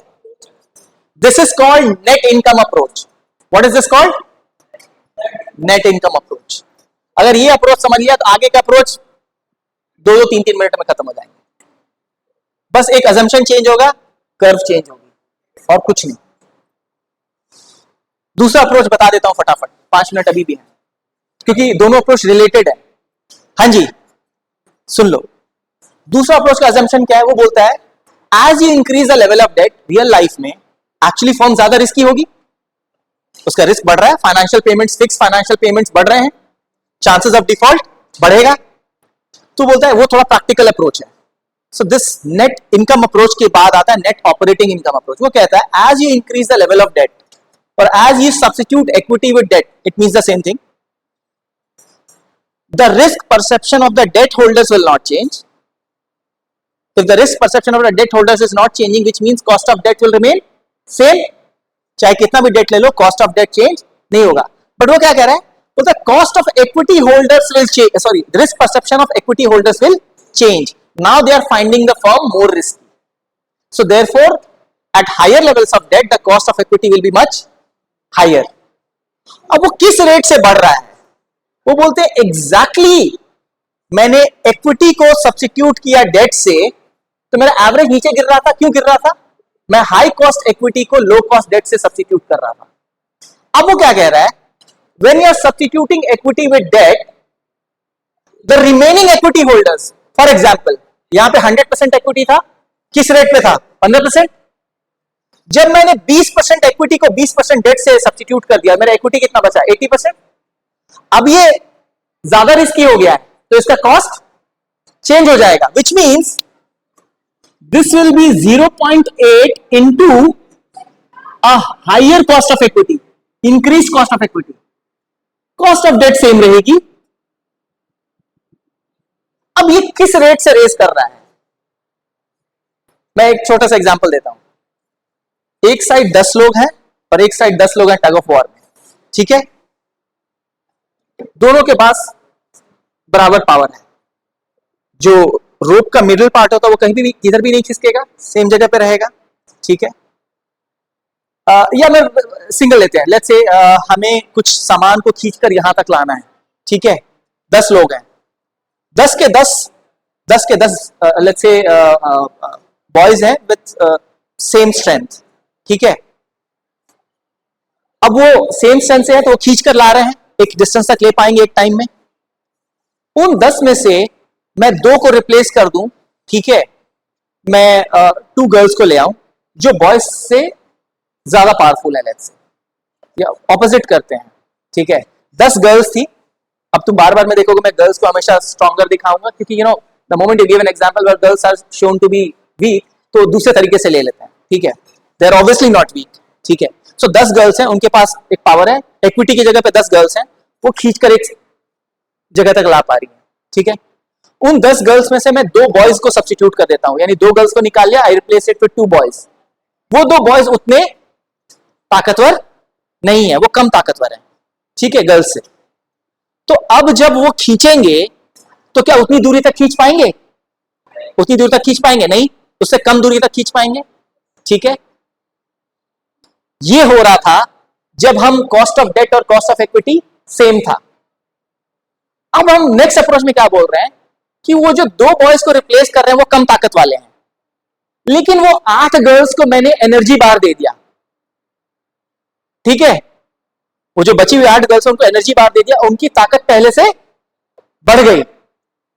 तो जो 2 गर्ल्स रिप्लेस हुई थी, 2 गर्ल्स रिप्लेस हुई थी 2 बॉयज से, वो 2 बॉयज तो उन 2 गर्ल्स को उतना नहीं खींच पा रहे हैं, बट बची हुई 8 गर्ल्स पहले से ज्यादा पावर लगा पा रही हैं। तो डिस्टेंस ज्यादा होगा या कम होगा ये डिसाइड करना मुश्किल है, क्योंकि गर्ल्स के स्ट्रेंथ में कितना इंक्रीज हुआ है, वो हो सकता है इतना ज्यादा इंक्रीज हुआ हो कि वो पहले से भी ज्यादा दूर खींच दे, वो हो सकता है कि पहले इतना इंक्रीज हुआ हो कि जितने से बॉयज कम खींच पा रहे हैं उतना वो मेकअप नहीं कर पा रही हैं। या third and most ideal solution जो पॉसिबल नहीं होता रियल लाइफ में, जो ये अप्रोच बोलता है कि जितने से वो बॉयज कम खींच पा रहे थे उन 2 गर्ल्स की जगह पे, उन 2 गर्ल्स और बॉयज में पावर का डिफरेंस था, वो 8 गर्ल्स का पावर एग्जैक्टली उतने से बढ़ा है कि जितने से वो बॉयज कम खींच पा रहे हैं उतने को वो मेकअप कर दे रही है। यानी पहले जितना डिस्टेंस खींच पा रहे थे अभी भी उतना ही डिस्टेंस खींच पाएंगे। सेम इक्विटी तो बढ़ गया कॉस्ट, तो मैंने 20% जो 20% इक्विटी जो 15% रेट पे उठा रखा था, अब वो 20% इक्विटी डेट से रिप्लेस हो गया, वो कितने परसेंट पे उठा रखा है? 10% पे, तो वो कॉस्ट ऑफ कैपिटल को नीचे खींच के लाएगा। लेकिन पहले जो इस 100% इक्विटी में ये 80% इक्विटी पहले भी था ना, ये 15% पे था, अब ये कितने परसेंट पे? 15 से, पर वो इस रेट से बढ़ रहा है कि वो मेरा cost of capital exactly same रख रहा है। ये 15% ना हो करके ये इस रेट से वापस बढ़ जाएगा, इससे भी ऊपर होगा, कि ये मेरा cost of capital exactly same रह जाएगा। इस रेट से ये फर्दर जब हम और इक्विटी कम कर देंगे तो कॉस्ट ऑफ इक्विटी और ज्यादा बढ़ जाएगा, ताकि ये एग्जैक्टली उतना रह जाए। Isn't it a very ideal assumption? कि रिस्क परसेप्शन एग्जैक्टली इतने से चेंज हुआ कि मेरा कॉस्ट ऑफ इक्विटी इतने से इंक्रीज हो रहा है कि वो डेट के फायदा को नलिफाई करके जीरो कर दे रहा है। डेट इंट्रोड्यूस कर रहा था, कॉस्ट ऑफ कैपिटल नीचे आ रहा था, ठीक है। Something like 5 boys 5 girls 5 boys sorry 10 girls की जगह अगर दोबारा बोलूं, दो लड़कों को रिप्लेस कर दिया, उनकी हाइट कम है तो मेरा एवरेज हाइट क्लास का नीचे चला जाएगा। पर उन 8 लड़कियों का अगर मैं हाइट बढ़ा दूं थोड़ा थोड़ा एग्जैक्टली उतने से कि जितने से बॉयज ने एवरेज को कम किया उतने से गर्ल्स ने एवरेज को बढ़ा दिया, तो मेरा average height exactly. So what is the final conclusion of this theory, and we'll end it. This theory assumes that the risk perception of equity shareholders will change and the cost of equity will rise at such a rate such that it will nullify the advantage of the low cost debt, so that our cost of capital remains constant, which means cost of capital does not change with the change in capital structure. So therefore capital structure is irrelevant, and therefore ये line मेरा कैसा हो जाएगा?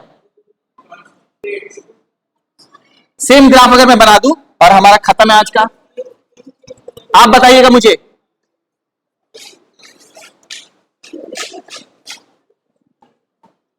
So this is the last part and we'll end the class with this. यहां पे same we are measuring KE, KO and KD. Now we know one thing, KD will remain constant. We also know one thing, KO will also remain, and obviously it is greater than KD because it has equity also, participation, and my cost of equity will be same as KO when we have 100% equity, but my cost of equity will rise with the increase in level of debt, and this rise will be such so that my cost of capital will remain constant. ठीक है, this is called net operating income approach. दोनों opposite conclusions देते हैं।